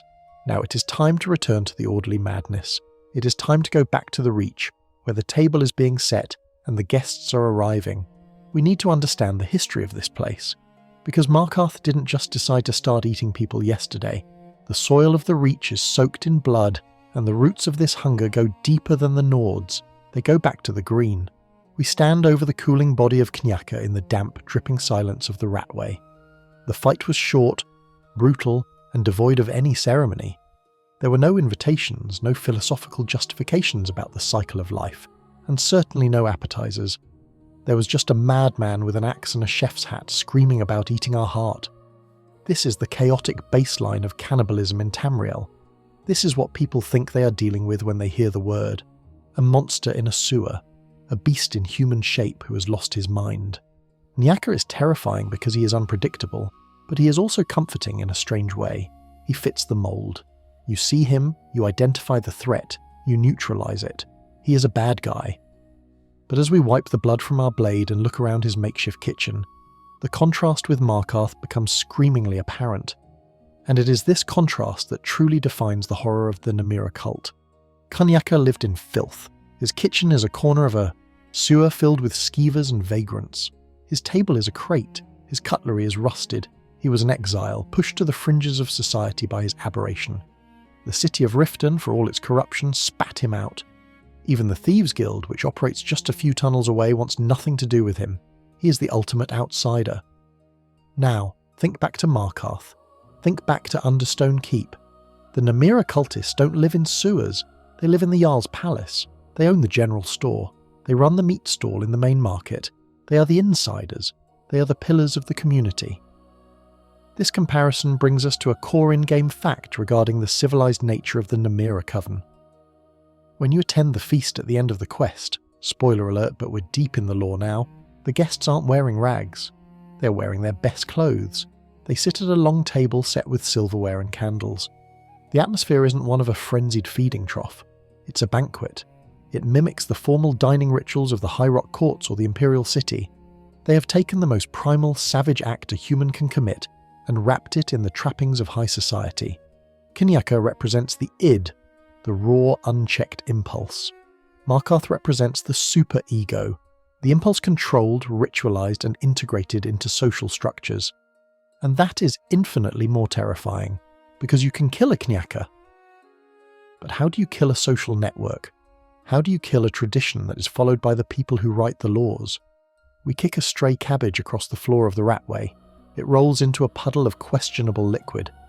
This detour to Riften was necessary to cleanse our palate, to remind us of what normal madness looks like. But it also serves to highlight a specific archetype in Skyrim lore, the chef. Food in the Elder Scrolls is often a source of healing and comfort. Sweet rolls, apple cabbage stew, elsewhere fondue. But there is a recurring dark thread where the culinary arts intersect with death. We have Nyaka here in the sewers. We have the gourmet in the Dark Brotherhood questline, whose identity is a secret, and whose signature dish, the potage le magnifique, becomes a weapon of regicide. There is a community debate that links these figures. Some fans theorise that the obsession with rare ingredients in Tamrielic cooking naturally leads to the taboo. If you are a chef constantly seeking the ultimate flavour, the ultimate texture, eventually you run out of boar and venison. You start looking for the forbidden fruit, or in this case, the forbidden meat. The theory suggests that Nyaka might have been a legitimate chef once, perhaps even a rival to the gourmet, who cracked under the pressure of perfectionism and the allure of the ultimate ingredient. He isn't just a random lunatic, he is a cautionary tale of culinary ambition gone wrong. But unlike the gourmet who cooks for the emperor or the Namira Cult who cook for a goddess, Nyaka cooks only for himself. His madness is solitary. We crouch down and inspect the chef's tunic he was wearing.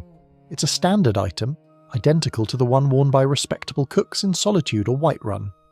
In the game, you can put this on, you can wear the hat, you can walk around Skyrim dressed as a chef, and NPCs will comment on your profession. It's a bit of roleplay fun. But in the context of our journey, the tunic is a disguise, just like Lisbet's mourning dress or Sanyon's armour. It's a uniform that says, I provide nourishment, but the reality underneath is, I provide death. We leave the Ratway, climbing back up the stairs toward the ragged flagon, and eventually out into the rift's golden light. The air here smells of autumn leaves and lake water, a sharp relief from the sewer stench. But our mind is already travelling back west, back to the stone. The comparison has clarified things. Nyaka was a deviation, Markarth is a system, and as we prepare to return to the Reach, another realisation hits us. We have been looking at the cult through the lens of human morality. We have been judging it by the standards of Arche and the Empire, but the Reach is older than the Empire, and its traditions are rooted in a culture where the line between person and meat was blurred long before Namira took the throne. We need to talk about the elves, specifically the wood elves, the Bosmer. Remember Nympheneth, the worker at the smelter? We briefly touched on her race, but we didn't dive into the deep, uncomfortable history that her people bring to the table. The Bosmer are the only race in Tamriel with a religious mandate to practice cannibalism. It's called the Green Pact. While Namira's cult is a secret society of perverse choice, the Green Pact is a foundational law of existence for traditional wood elves. It dictates that no plant life in Valenwood may be harmed. You don't eat salads in Valenwood. You eat meat. Only meat. And to ensure nothing is wasted and that the fallen enemies are honoured, the meat mandate historically required the victor to consume the vanquished.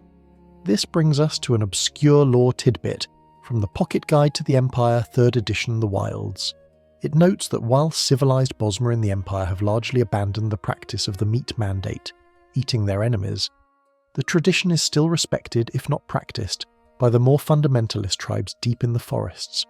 So when we look at Nympheneth in the smelter, or even look at the cult as a whole, are we seeing pure Daedric corruption, or are we seeing the persistence of an ancient elven worldview that refuses to die?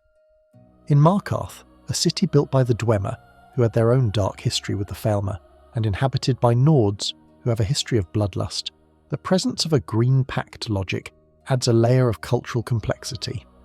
The cultists aren't just monsters. In a twisted way, they are traditionalists. They are adhering to the old ways of the Reach, which share a startling amount of DNA with the wild ways of Valenwood. We fast travel back. The map zooms out, panning across the throat of the world, and zooms back in on the jagged peaks of the Reach. The stone walls of Markarth rise up to meet us. We are done with the city proper. We have met the cast. We have seen the butcher, the baker, and the candlestick maker, or rather the dog trainer. We have compared them to the lone wolf in Riften and found them to be far more dangerous because of their unity. Now, we need to go to the source. Eola is waiting. She told us to meet her at Reachcliff Cave. The name itself is foreboding. Reachcliff. It suggests a precipice, a point of no return. But before we go to the cave, we need to mentally prepare for the cultural landscape we are stepping into. We are leaving the imperialised cannibalism of the city, the kind that uses forks and napkins, and entering the domain of the Reachmen. The natives, the Forsworn, the Namira Cult in Skyrim is a hybrid. It uses the social structures of the Nords but the spiritual engines of the Reach. And to understand that engine, we need to understand the Green Pact connection more fully. We need to look at why a wood elf like Nympheneth would feel so at home here. The connection is the rot. In Valenwood, rot is part of the green. It is the breakdown of matter to feed the forest. Namira is the queen of rot and decay. The synergy is perfect. A Bosmer who feels disconnected from the green in the stone wasteland of Skyrim might find a comforting substitute in the arms of Namira. If she can't serve the forest, she will serve the decay that feeds it. We stand outside the gates of Markarth again. The wind is howling, the sun is setting, painting the sky in bruises of purple and red. The invitation to the feast is open. But we aren't just going as a guest, we are going as an anthropologist of the macabre. We are going to deconstruct the meal before we eat it. We head south, away from the safety of the guards, who we now know are compromised, and into the wilds. The road to Reachcliff Cave is lined with juniper trees and jagged rocks. It is forsworn country. And as we walk, we can't shake the image of Nyaka. He was loud. He was obvious. He was easy to hate. The people waiting for us in the cave, they are quiet, they are subtle, and they're going to welcome us with open arms. The question is, will we be sitting at the table or on it? The road to Reachcliff Cave winds through the craggy southern hills of the Reach, a landscape that looks like it was broken rather than formed. The juniper trees cling to the sheer cliffs with desperate twisted roots, and the river rushes by with a violence that suggests it's trying to escape the stone as fast as possible. We're walking away from the civilization of Markarth, but as we've learned, civilization is just a mask.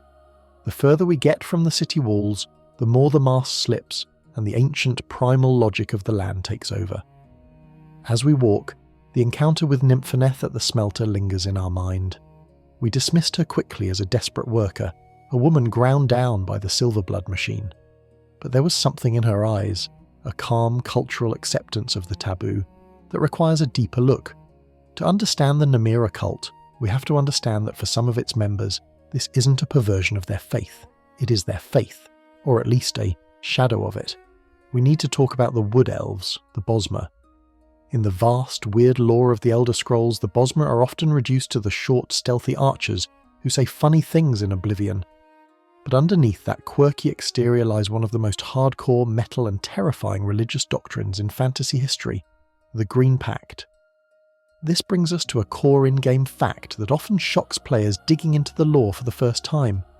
The Green Pact, the covenant between the Bosmer and the forest deity Yfra, strictly forbids the harming of any plant life within Valenwood. You cannot chop a tree, you cannot pick a flower, you cannot eat a salad. So what do you eat? You eat meat. Only meat. Dairy, eggs, and flesh. But the pact goes further, much further. It includes the meat mandate, a clause that states a warrior must consume the enemies they slay.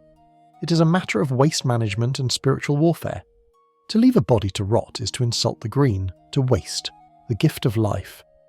To eat it is to honour it, to take its strength, and to ensure the cycle continues without harming the vegetation. So, when we see a wood elf like Nympheneth throwing coal into a smelter and talking about eating long pig, we aren't just seeing a Namira worshipper, we are seeing a fundamentalist. This context changes everything. For a Nord like Hogni or Lisbet, cannibalism is a transgression. It breaks the laws of Kine, of Archay, of the Nord ancestors. They are rebels. But for Nympheneth, cannibalism is orthodox. It is the default setting of her ancestors. Living in Skyrim, eating bread and cabbage, was the real transgression. Joining the Namira cult allowed her to return to a dietary state that feels correct to her soul, even if the deity she's serving has changed from Y'ffre, the storyteller, to Namira, the spirit Daedra. The connection between the Green Pact and Namira is an uncomfortable one that the game writers hint at but never scream in your face. Both belief systems focus on the cycle of organic matter. The Green Pact focuses on preservation through consumption. Namira focuses on decay through consumption. They are two sides of the same biological coin. One wants to keep the forest green, the other wants to watch the log rot. But the mechanism, the teeth, the stomach, the digestion, is exactly the same. There is a fierce community debate that flares up whenever Bosmer lore is discussed on forums. The question is, does the Green Pact apply outside of Valenwood? Many players argue that Nympheneth is a bad Bosmer, because she's eating people in Skyrim, where the Pact's magical protections don't strictly apply. They argue that modern, imperialised Bosmer have abandoned the meat mandate, and that Nympheneth is just using her culture as an excuse for being a psychopath. However, the traditionalist camp argues that the Green Pact isn't just a location-based spell, it's a mindset. If you are raised to believe that burying, A body is a sinful waste. Moving to a different province doesn't magically make you okay with graveyards. To a traditional Bosmer, a Nord graveyard is a landfill of wasted resources. It's offensive. The Namira Cult, in this light, offers a solution that aligns with Bosmer sensibilities. Stop wasting the meat. We trudge up a steep incline, the gravel crunching under our boots. The air is getting thinner, colder. The view from here is spectacular, the jagged reach stretching out like a broken jawbone. But we aren't here for the view. We're thinking about the morning wars. This brings us to an obscure lore tidbit found in the Pocket Guide to the Empire, 1st edition, Aldmeri Dominion. It describes an ancient Bosmer custom where, if a tribe lost members in a war, they would kidnap members of the enemy tribe to replace them. Sometimes these captives were adopted. Sometimes they were eaten to regain the lost mass of the tribe. It was a literal interpretation of the conservation of mass. Now look at the Namira Coven in Markarth. They are a tribe hiding within a city. They recruit from the lost and the lonely. When a member dies, or when they need to strengthen the bond, they eat. Is it so different from the ancient tribes of Valenwood? Eola has essentially created a synthetic tribe, a family bound not by blood relation, but by blood consumption. For a displaced wood elf, this coven might feel more like home than the alien stone temples of the Nords ever could. The genius of Skyrim's writing is that it layers these motivations.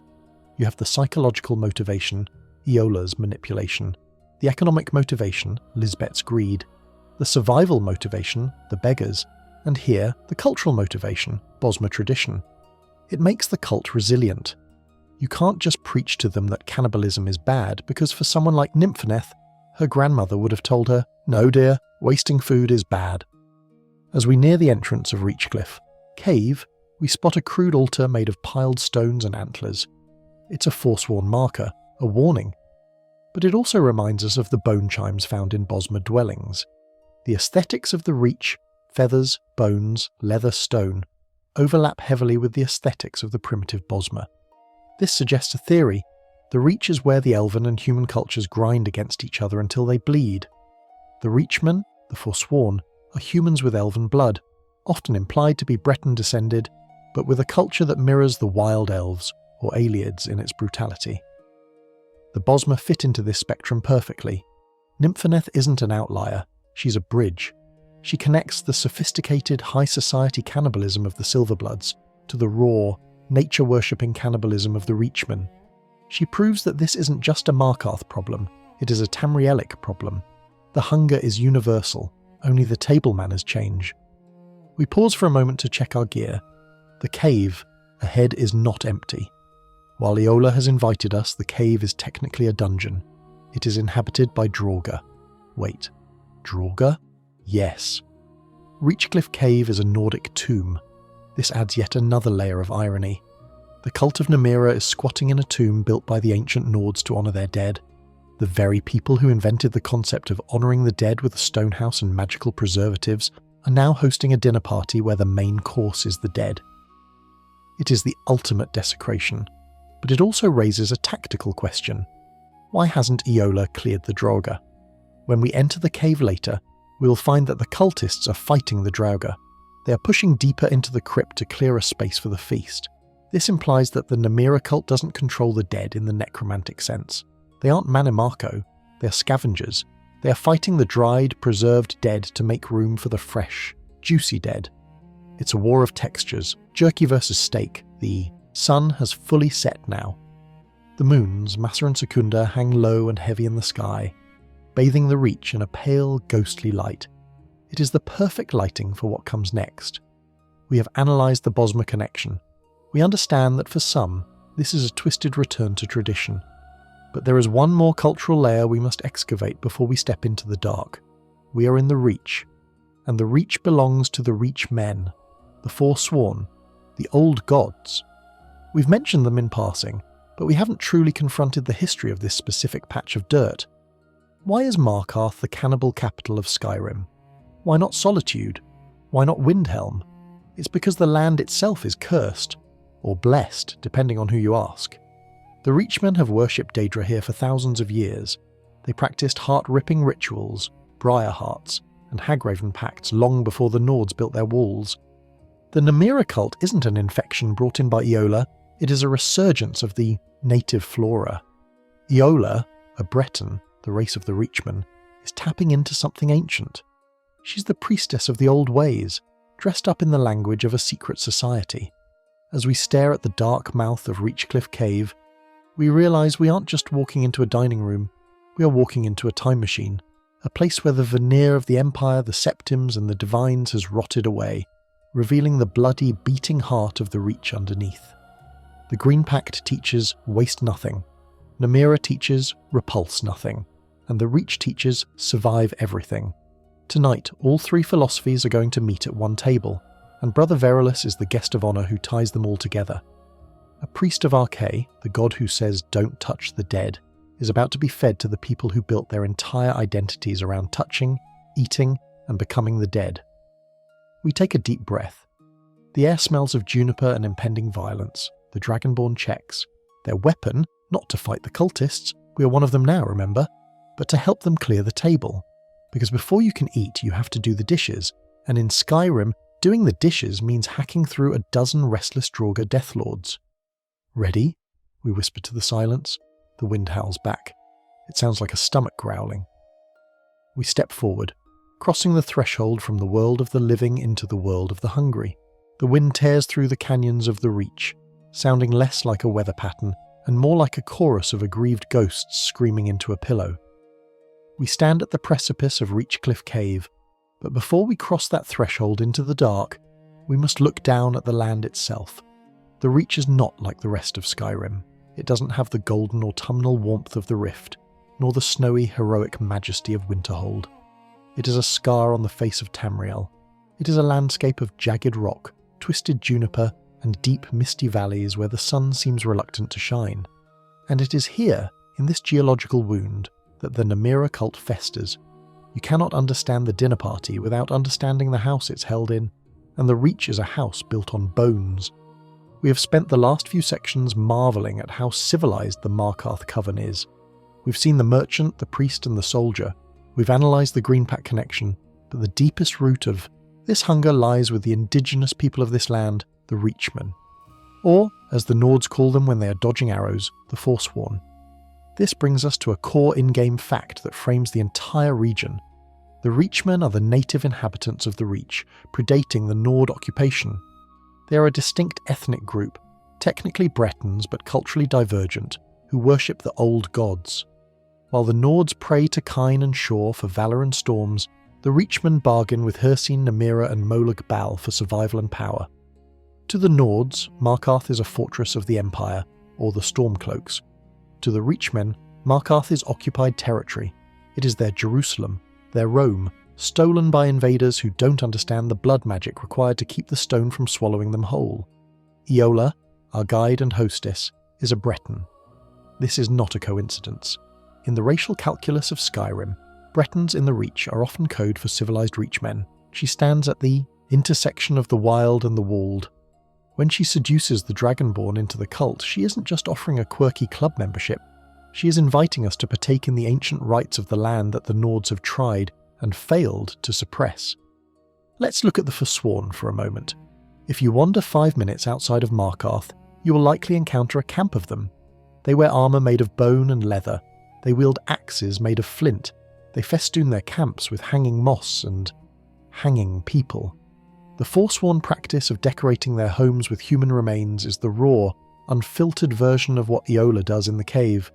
A Forsworn Briarheart, a warrior who has had his actual human heart ripped out and replaced with a magical seed, is a testament to how fluid the definition of body is in Reachman culture.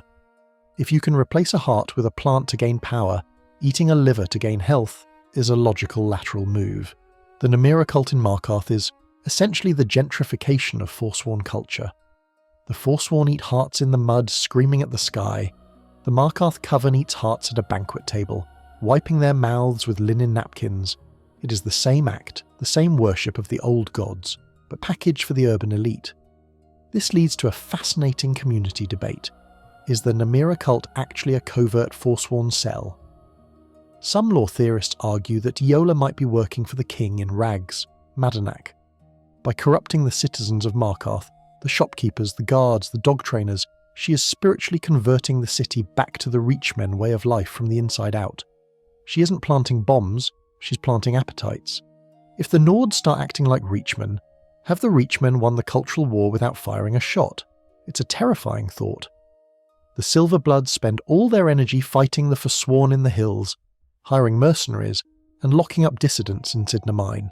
Meanwhile, their own neighbours are practicing the very blood magic they claim to despise right under the Jarl's nose. The call is coming from inside the keep. We need to dig deeper into history to understand why this soil is so fertile for such madness. This brings us to an obscure lore tidbit concerning the Longhouse Emperors. Before the Septim dynasty truly solidified its hold, there was a period where the Reachmen actually ruled the empire. The Longhouse Emperors, starting with Durkarak the Black Drake, sat on the ruby throne in Cyrodiil. They were Reachmen. They brought their old gods and their brutal pragmatism to the heart of civilization. While history books, written by the victors, paint them as monsters, it establishes a precedent. The Reachmen aren't just savages in tents. They are capable of high-level governance. They can wear silk as easily as they wear fur. Eola embodies this legacy. She is the shadow of a Longhouse Empress ruling a court of cannibals in the dark. She has the regality of a queen, the patience of a diplomat and the hunger of a wolf. She proves that you can take the Reachmen out of the hills, but you can't take the hills out of the Reachmen. As we stand outside the cave, the wind carries the scent of juniper berries. It's a smell unique to the Reach. In the game, you harvest these berries for potions. But in the lore, juniper is often associated with the preservation of meat. The connection is subtle, but it's there. The land provides the garnish for the meal it demands. We must also address the specific deity involved, Namira. Why is she so potent here?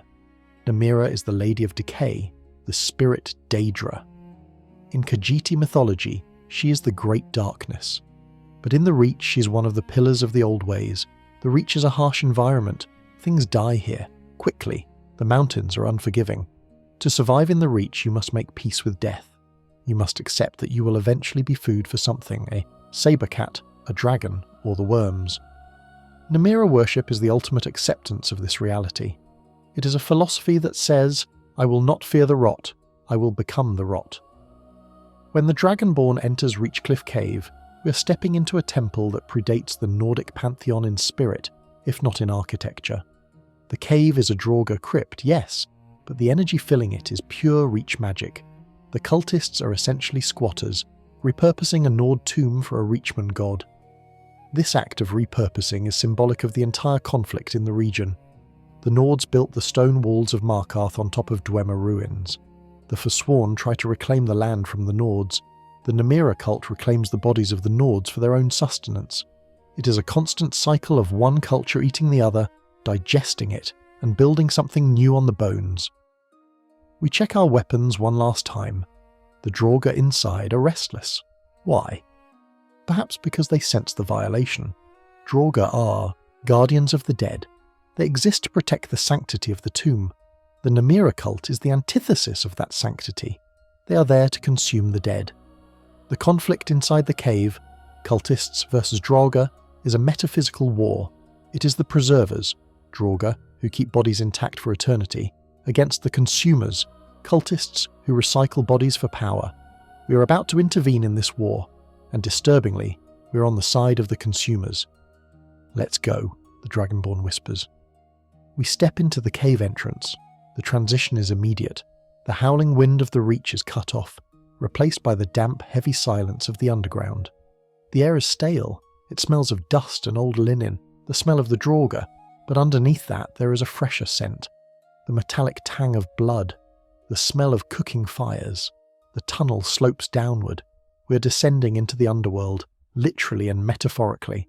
The walls are lined with the familiar niches of Nordic burial practices, but many are empty or broken.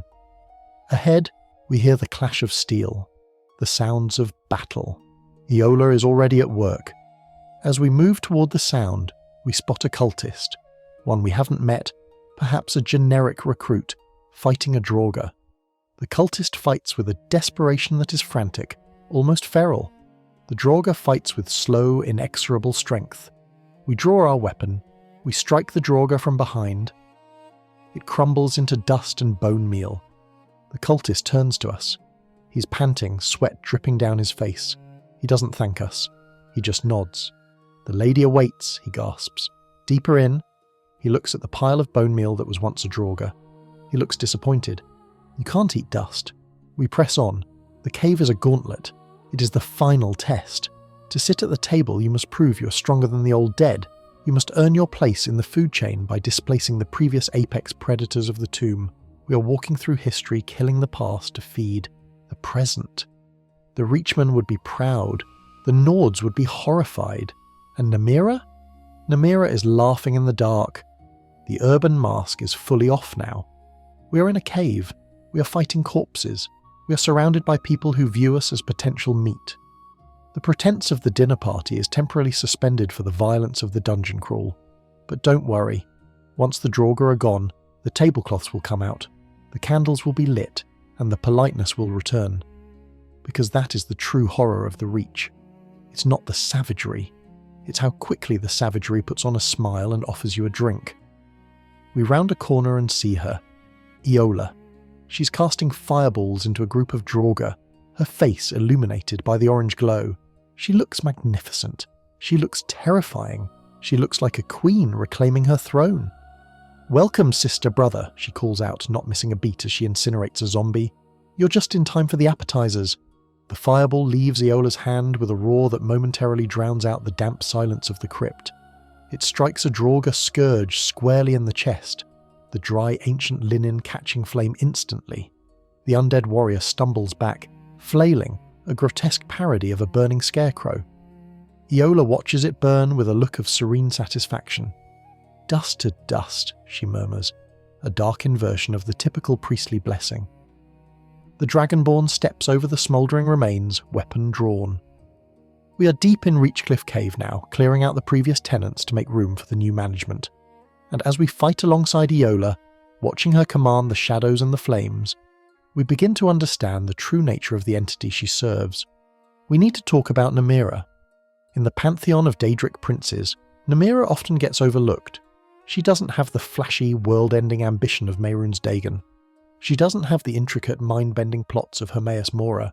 She doesn't have the rockstar charisma of Sanguine. She is the Lady of Decay, the Spirit Daedra, the mistress of the repulsive. To the average citizen of Tamriel, Namira is the goddess of everything gross. Spiders, slugs, disease, rot. She is the reason you check your shoes for centipedes. She is the smell of milk gone bad.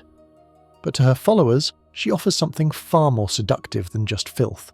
She offers validation. As we move through the cave, Eola acts as a theologian of the grotesque. "Namira is the darkness in your heart," she explains, her voice echoing off the wet stone walls. "The part of you that society says is wrong.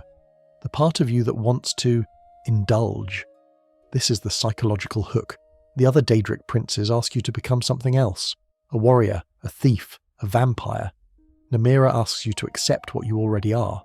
She is the patron saint of the broken, the ugly, and the outcast. In a world obsessed with heroes and legends, Namira is the god of the anti-hero. She whispers, "It's okay that you're flawed. In fact, your flaws are delicious." This brings us to an obscure lore tidbit derived from Khajiiti mythology. In the ancient texts of the Khajiit, Namira is known as Namira, the Great Darkness. She's believed to be older than many of the other spirits, born from the darkness in the heart of Lorkhaj, Lorkhan. While Azura represents the magic and mystery of the dawn and dusk, Namira represents the void behind the stars. She is the entropy that eventually claims everything. This makes her not just a gross god, but a fundamental cosmic force. Without decay, there can be no new growth. The forest needs the rot. The cultists are simply aligning themselves with the inevitable end of all things. This philosophy is terrifyingly comforting. If you are a beggar in the Warrens, or a widow struggling to keep a shop open, the idea that entropy wins is a relief. It means your struggle isn't a failure, it's just nature. As we clear the final chamber of the crypt, the Draugr threat neutralized, we can finally look at the gift that awaits the faithful. This brings us to a core in-game fact, the Ring of Namira. In terms of gameplay mechanics, the Ring of Namira is unique. It grants the wearer +150 stamina. but its primary function is the ability to feed on corpses to gain increased health and health regeneration. It turns the battlefield into a buffet. In a standard playthrough, health potions are a resource you have to manage. With the Ring of Namira, every fallen enemy is a health potion. It fundamentally changes the economy of survival. But look at the specific stat boost. Stamina. Not magicka, not health. Stamina. The energy to keep moving, to keep fighting, to keep working. It fits the demographic of the cult perfectly. The butcher, the soldier, the smelter worker, these are people who rely on physical endurance. Namira doesn't give you the fireball of a wizard. She gives you the tireless plodding energy of a cockroach. You just keep going. Eola stands in the centre of the cleared chamber. It is a large natural cavern that opens up from the crypt tunnels. There is a long stone table here, clearly ancient, perhaps used by the original Nords for funeral rites. Now it is being repurposed. The table is set, Eola says, running a hand along the cold stone. Now we just need the guest of honour. There is a community debate among lore enthusiasts about whether Namira is evil, in the traditional sense, or just amoral. Some argue that she is a necessary force of nature, the decomposer in the ecosystem of reality. Without her, the world would be choked with the dead. Others argue that her active encouragement of cannibalism and self-loathing makes her actively malicious. She doesn't just clean up the rot, she spreads it. She actively corrupts. Looking at Eola, the answer seems to be both. She's efficient, clearing the Draugr like a janitor. But she's also cruel. She enjoys the violation. Brother Verulus, Eola whispers, her good eye gleaming. He is so pure, so full of Arkay's light. He will be a savoury meal. The plan is simple. We are to go back to the Hall of the Dead. We are to tell Verulus that the cave is clear, but that we need his help to sanctify the final shrine. It is a trap baited with his own piety. He wants to be a hero, he wants to do his duty, and that duty will lead him straight to the slaughterhouse. The Lady of Decay operates through inversion. She uses a priest's faith to kill him. She uses a burial crypt as a dining hall. She uses the Dragonborn, the saviour of the world, as a lure.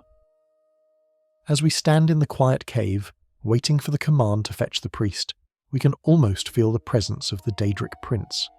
The shadows in the corners of the room seem to twitch. The damp patches on the wall look like faces. Namira isn't manifesting as a giant monster. She is manifesting as the atmosphere. She is the feeling you get when you realise that civilization is just a thin layer of ice over a deep, dark ocean of hunger. Go, Eola commands. Bring him to us. The others will be arriving soon. The others, Lisbet, Hogni, Banning, Nymphaneth. The whole twisted family reunion. They are coming to this cave, bringing their hunger and their napkins. We turn back toward the entrance. The walk out of the cave feels different than the walk in. The cave isn't a dungeon anymore, it's a venue, and we are the event planner. The Dragonborn steps out into the night air of the Reach. The stars are bright and cold. We have to fast travel back to Markarth. We have to look Brother Verulus in the eye and lie to him. This is the hardest part. Fighting a Draugr Deathlord is easy. It's just blocking and bashing. But convincing a terrified, good-natured priest to walk to his own death requires a different kind of skill. A skill that Eola has been teaching us. We are becoming the predator. Not the wolf that chases the deer, but the spider that waits in the web. To Understone Keep, we mutter, one last time. The screen fades to black for the travel, and when we open our eyes, we are back in the stone fortress. Verulus is where we left him, guarding the door to the Hall of the Dead. He looks tired. He looks hopeful.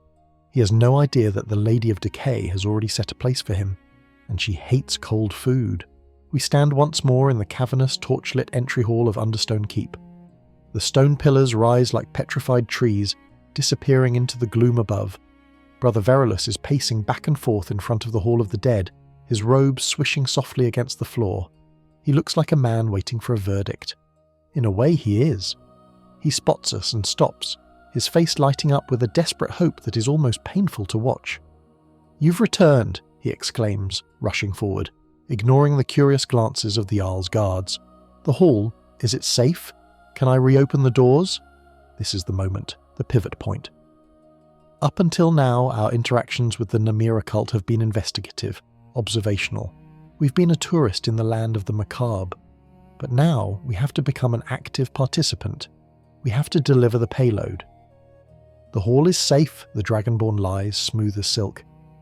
But the source of the corruption, it's not here, it's in Reachcliff Cave. Verulus blinks, confused. A cave? But I am a priest of Archay. My place is here, with the dead of the city. The corruption will return unless it is cleansed at the source, we press. I need a priest to perform the rites. I need you. We watch the conflict play out on his face. Verulus is not a brave man. We established that back in Section 1. He blocked the door because he was scared, but he is also a proud man, or at least he wants to be. He wears the amulet of Archay. He knows the litanies. The Dragonborn has just offered him a chance to stop being the nervous administrator and start being the holy warrior. We have appealed to his vanity. I suppose you're right, he stammers, straightening his spine.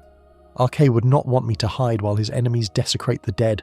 Very well, I will come with you. The trap is sprung. It wasn't baited with gold or threats. It was baited with redemption. This brings us to a core in-game fact regarding Verulus as a follower. For this brief window of the quest, Brother Verulus becomes a temporary companion. He draws a dagger or a mace, and he will actually fight by your side. Surprisingly, he isn't terrible. He has some restoration spells and a decent swing. But the tragedy of his mechanics is that he is programmed to trust you implicitly. If you run into a bandit on the road, he fights for you. He heals you. He is protecting the very person who is leading him to the slaughter. It creates a dissonance that makes the player feel, well, like a monster, which is exactly the point. Lead on, Verulus says, gripping his weapon with white knuckles. Let us end this evil. We leave the safety of Understone Keep. We walk past the guards, past the market where Hogni is chopping meat. He gives us a knowing nod as we pass, which Verulus misses completely, and out the main gates. The journey to Reachcliff Cave is a long walk if you don't use the fast travel map, and for the sake of the narrative we are walking. We need the time to let the betrayal marinate.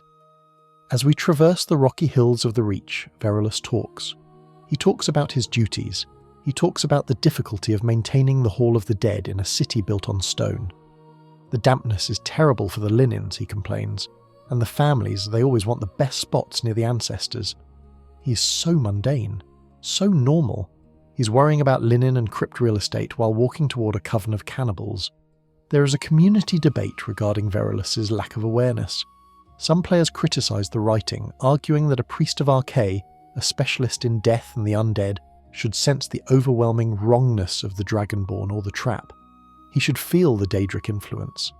However, the counter-argument, and the one that fits the bedtime lore vibe, is that Namira clouds perception. She is the prince of the ancient darkness. She hides things. Just as she hides the cultist in plain sight in the market, she hides the intent of the journey from Verulus. He's walking in a fog of his own righteousness, blinded by the very light he thinks he serves. You know, Verulus says as we cross a bridge over the rushing Carth River, I've never been this far south. It's wilder than the city. It has its own beauty, we reply. I suppose, he shudders, but I prefer the stone. Stone is predictable. The dead stay where you put them in stone. We glance at him. Not always. He laughs, a nervous twittering sound. True, that's why we're here, isn't it? To make sure they stay put. Oh, Verulus. They're going to stay put, just inside someone else. We reach the mouth of Reachcliff Cave. The wind is howling again, but Verulus seems bolstered by the presence of the Dragonborn. He views us as his bodyguard, his champion. Is this the place? He asks, peering into the gloom. This is it. It feels cold, he whispers. Not the cold of winter, the cold of the grave.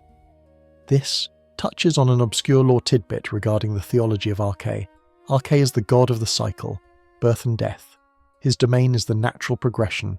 Namira is the god of the decay of that cycle. She is the rot that happens when the cycle stalls.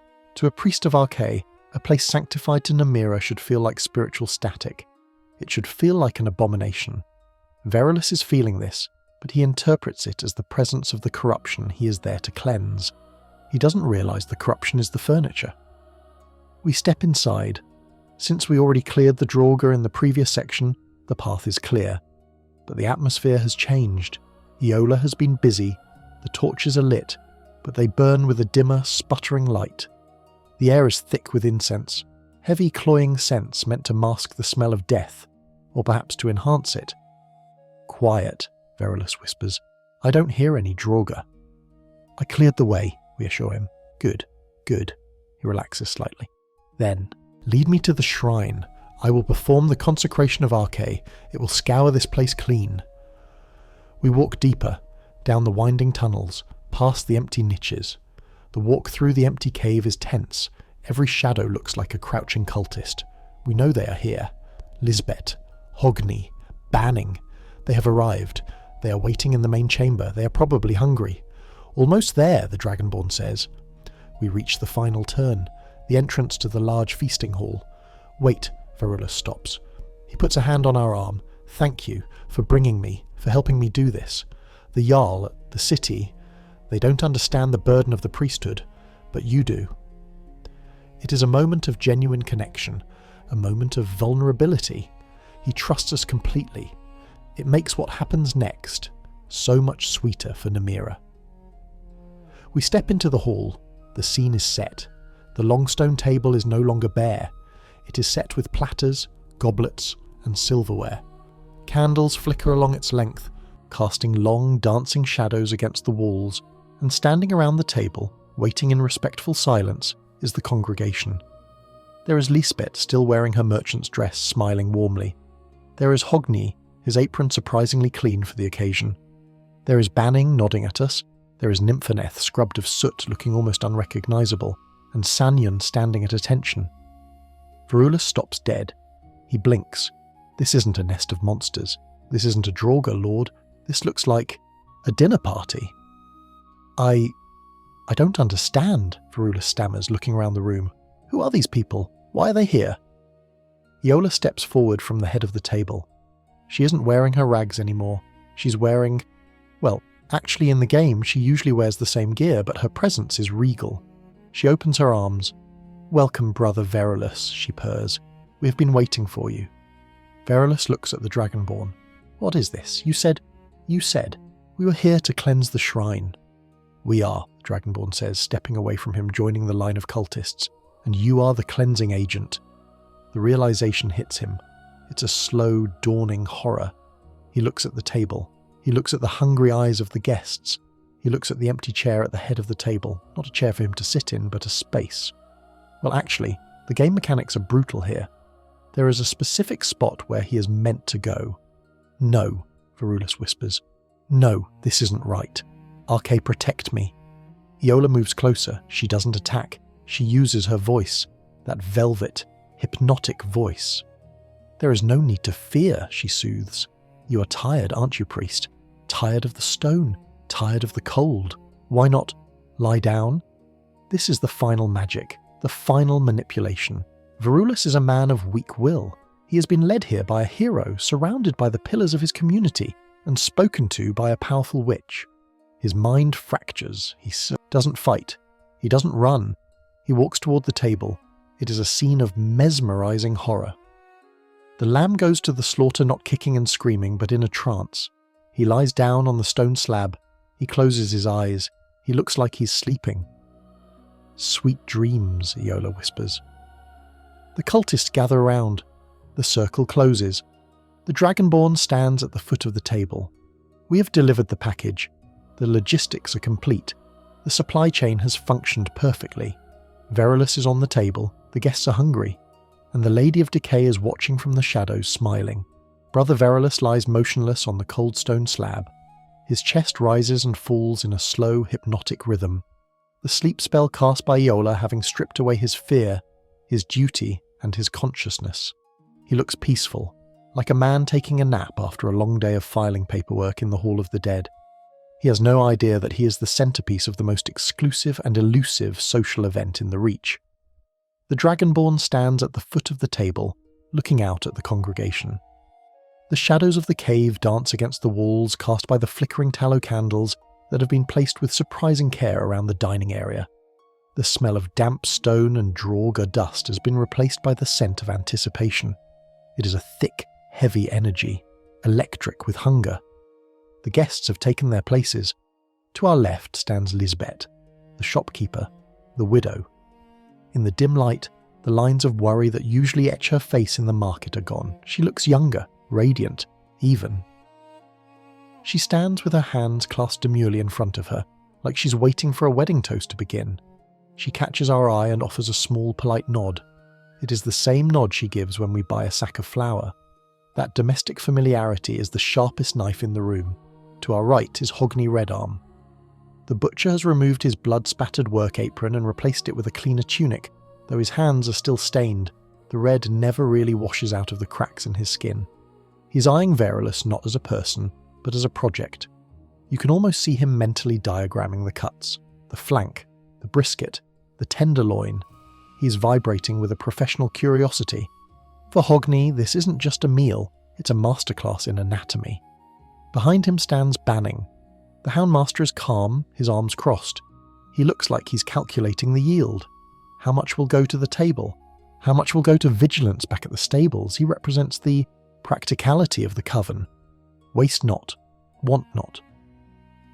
And then there is Nympheneth, the smelter worker. She stands a little further back, perhaps out of habit or class deference, but her eyes are just as bright.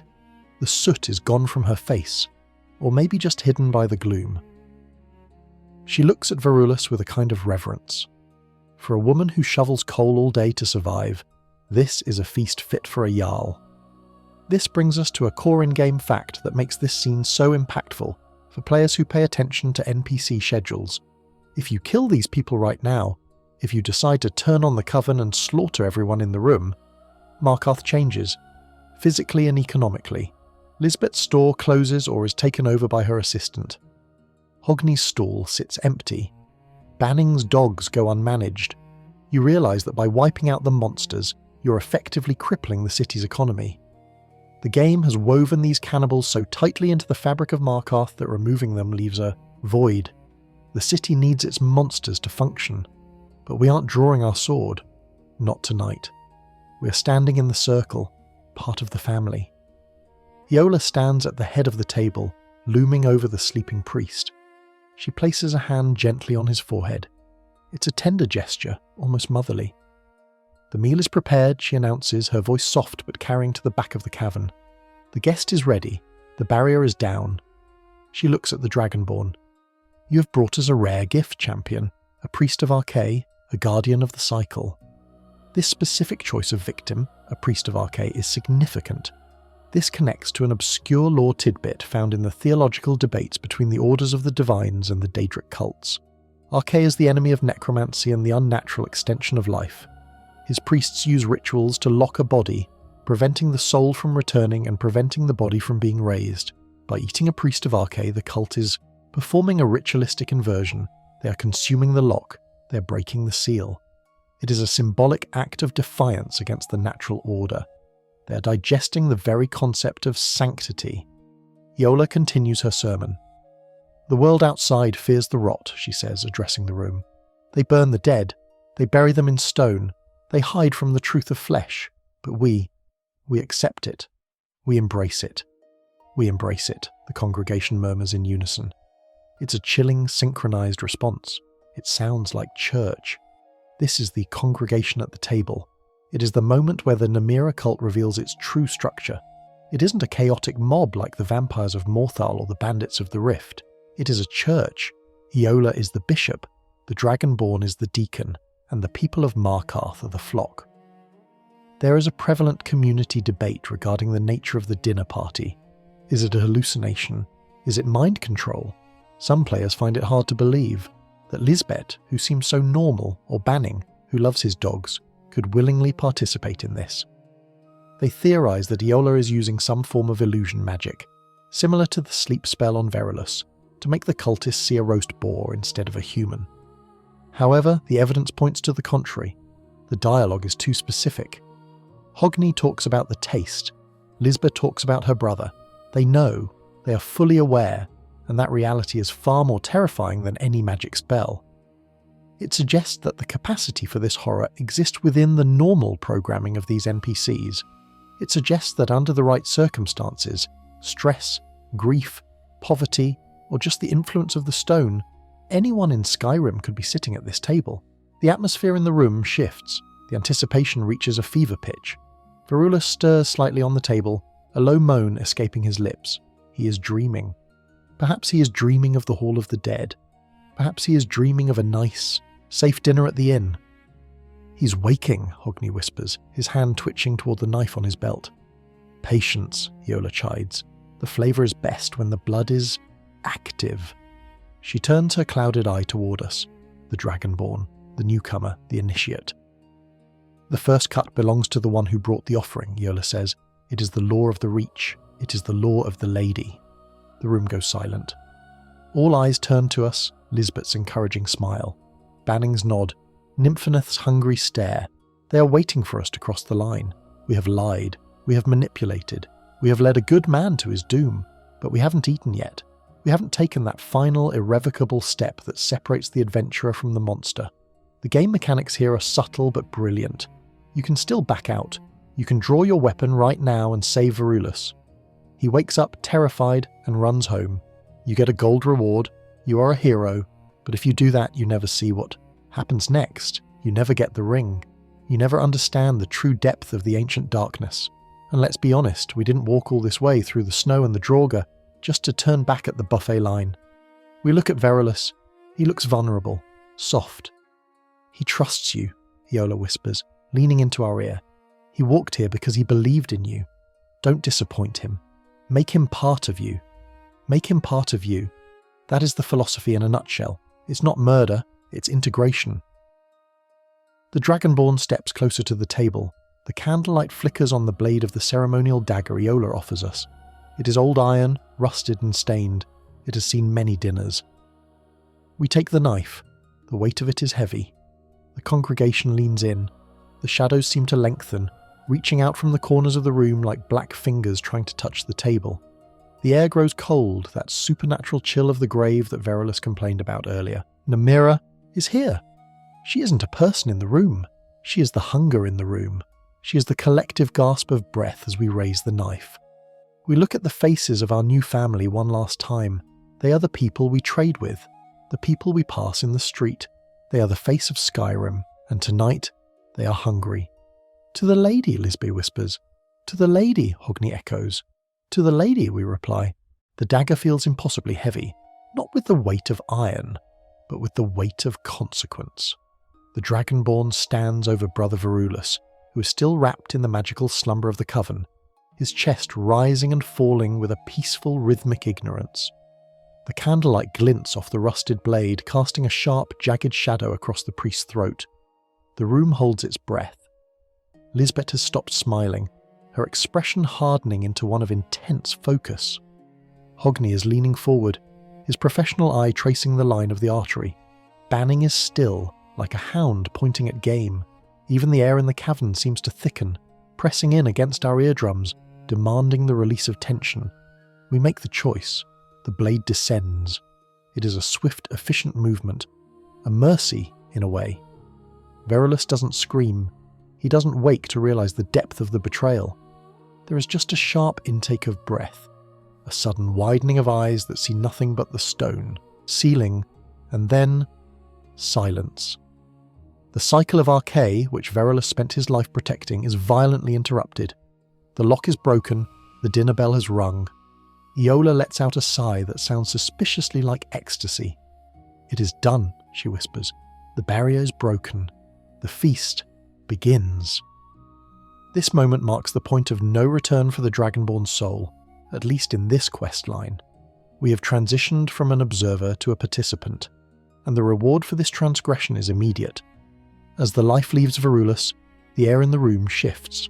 The damp, stale atmosphere of the crypt evaporates, replaced by a strange, dry heat. It is the presence of Namira herself. A voice echoes in our head. It is not Eola's voice. It is deeper, older, and infinitely more resonant. "I am the Lady of Decay. I am the ancient darkness. You have pleased me." This brings us to a core in-game fact regarding the payout of this grim transaction. Eola approaches us, her face glowing with triumph and hands us the artifact we came here for, the Ring of Namira. In Skyrim, this ring is a unique Daedric artifact. Visually, it is a simple, somewhat ugly band of metal with a stylized face of the Daedric prince. But its effects are game-changing. It grants the wearer 150 stamina, a massive boost for any warrior, and more importantly unlocks a hidden perk. While wearing the ring, the Dragonborn gains the ability to feed on fallen enemies. Doing so grants increased health and health regeneration for 5 minutes. Mechanically, it turns the Dragonborn into a scavenger. You no longer need potions, you just need bodies. It incentivizes a playstyle that is aggressive and thorough. You don't just kill your enemies, you recycle them. But the true horror of this moment isn't the item description, it's what happens at the table. With the ring on our finger, we are now the guest of honour. But the other guests are hungry too. Hogni steps forward. Lisbet takes a seat. Banning pulls up a chair. There is a rustle of cloth, the clinking of silverware. They sit down to the meal we have provided. It is surreal to watch Lisbet, the woman who sold us a lantern and complained about shipping taxes, pick up a knife and fork with the elegance of a noblewoman at a high-rock banquet and apply those manners to the body of the local priest. There is no frenzy. There is no growling. Hogni doesn't tear at the flesh with his teeth like a beast. He carves. He passes the salt. Excellent cut, Hogni murmurs, chewing thoughtfully. Arke's priests always have a unique texture. All that holiness makes the meat sweet. It reminds me of the old days, Lisbet sighs, wiping her mouth with a linen napkin. Before the troubles, before Gunnar. They make small talk. They discuss the weather in the Reach. They complain about the Forsworn attacks. They gossip about the Jarl, all while consuming the man who, hours ago, was guarding their ancestors. This is the ultimate realization of the banality of evil theme we've been exploring.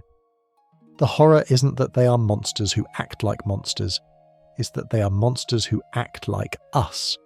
They have integrated the most taboo act imaginable into a polite social gathering. They have normalized the nightmare. There is a fascinating, obscure lore tidbit regarding the Ring of Namira's history across the Elder Scrolls series. In Oblivion and Morrowind, the Ring of Namira had a completely different effect. It typically granted reflect damage or reflect spell. It was a defensive item, turning the enemy's violence back on them. In Skyrim, however, the effect is consumption. Lore scholars suggest that Daedric artifacts are mutable. They change to fit the flavour of the prince's influence in that specific era or region. In the harsh, survivalist landscape of Skyrim, Namira isn't about reflection. She is about sustenance. She is about surviving the winter by any means necessary. The ring has adapted to the desperate, hungry nature of the Reach. As we stand there, ring on our finger, listening to the polite chewing of our new family, we are faced with a community debate that has haunted roleplayers for years, the generic cannibal dialogue. Once you complete this quest and equip the ring, your interaction with the world changes. Occasionally, when you pass certain NPCs in the wild or in cities, they will whisper to you. "I know you," they'll say. "I've seen you at the feast." Or, "Your mouth? It looks hungry." This has led to a paranoid theory among players that the cult is far larger than just the 5 people in this room. If random NPCs across Skyrim recognize the mark of Namira, it implies a province-wide network of cannibals operating in the shadows. Is the innkeeper in Morthal one of us? Is the court wizard in Solitude? The game never confirms it, but it plants the seed of suspicion. You start to wonder if anyone is truly clean. You start to wonder if the entire province is just one bad harvest away from joining Eola at the table. Eola stands beside us, looking at the scene with pride. "You see," she whispers, "no judgment, no shame, just the warmth of the lady." "The warmth," we repeat, looking at the cooling body of Verulus. "You are one of us now," she says. "The Hall of the Dead is yours. The crypt is yours. Whenever you tire of the light, come back to the dark. We will always have a place set for you." We turn away from the table. We have the ring. We have the power. But the air in the cave feels stifling now. We need to leave. We walk back through the tunnels, past the piles of Draugr dust we created. The adrenaline of the fight has faded, replaced by a heavy, greasy feeling in the pit of our stomach. We step out of Reachcliff Cave and into the cool night air of the Reach. The moons, Massa and Secunda, are high in the sky, casting a silver light over the jagged landscape. The wind is still howling, stripping the leaves from the juniper trees We look at our hand. The ring of Namira glints in the moonlight. It feels cold against our skin, but underneath there is a faint pulsing heat, a heartbeat. We fast travel back to Markarth. The loading screen fades, and we are standing at the main gates. The city is waking up. The sun is just cresting the mountains, bathing the stone towers in a pale golden light. The waterfalls roar with their usual vigour. Guards are changing shifts. We walk through the market. Hogni's stall is empty for now. He's still at the after party, but soon he will be back, shouting about the bloodiest beef in the Reach. We walk past Arnleif and Sons. Lisbet will be unlocking the door soon, greeting customers with her widow's smile. Everything looks exactly the same. The stone is just as grey, the water is just as wet, the silver is just as shiny. But we are different. We look at the people passing by, the miner heading to the smelter, the bard heading to the inn. Before, we saw them as NPCs, as quest givers, as background noise. Now, we see them as ingredients. We have peered behind the curtain of Markarth's polite society and found a slaughterhouse. We have dined with the monsters and found them to be excellent conversationalists. We have accepted the blessing of the Lady of Decay. And the scariest part? We feel stronger. The stamina boost is coursing through our veins. We feel tireless. We feel alive. Brother Verulus is dead, but the city lives on, and as long as the city lives, the Namira Cult will never go hungry. We climb the stairs to the highest point in the city, overlooking the valley. The wind whips our cloak around us. We touch the ring one last time. The journey is over. The mystery is solved. We know who the cannibals are. They are our neighbours. They are our friends. And now, they are us. The wind settles as we stand high above the city of stone. The roaring of the waterfall softens, blending into a steady, rhythmic rush. White noise for a weary world. The jagged peaks of the Reach, usually so threatening, seem to smooth out under the gentle touch of the rising sun, their sharp edges dulled by the morning mist. Take a breath. Let it out slowly. We have walked through the dark, through the damp crypts and the smoky smelters. We have seen the things that hide in the shadows of the dinner table. But now we are back in the light. The stone of Markarth is solid beneath our feet. It is cool, stable, and enduring. Imagine the sound of the water cascading down the aqueducts, a continuous cleansing flow that washes everything away eventually. The blood, the dust, the secrets, it all flows down to the river, leaving the stone clean. Picture yourself lying on a bed of furs in a warm, secure room high in Vlindrel Hall. The fire is crackling in the hearth, casting a soft orange glow against the grey walls. The shadows here aren't hungry. They are just shadows. You're safe here. The door is locked. The city guards are patrolling below. Maybe some of them have stone hearts, but they keep the chaos at bay. The hunger has been fed. The ritual is complete. There is nothing left to do but rest. Let the tension drain from your shoulders. Let the heavy weight of the ring and the heavy weight of the choices we made slip away. The story is told, the book is closed. The darkness recedes, leaving only the quiet hum of the sleeping city. Close your eyes, listen to the water, listen to the wind, drift away from the Reach, away from the cave and into the deep, dreamless sleep of the stone itself. Sweet dreams.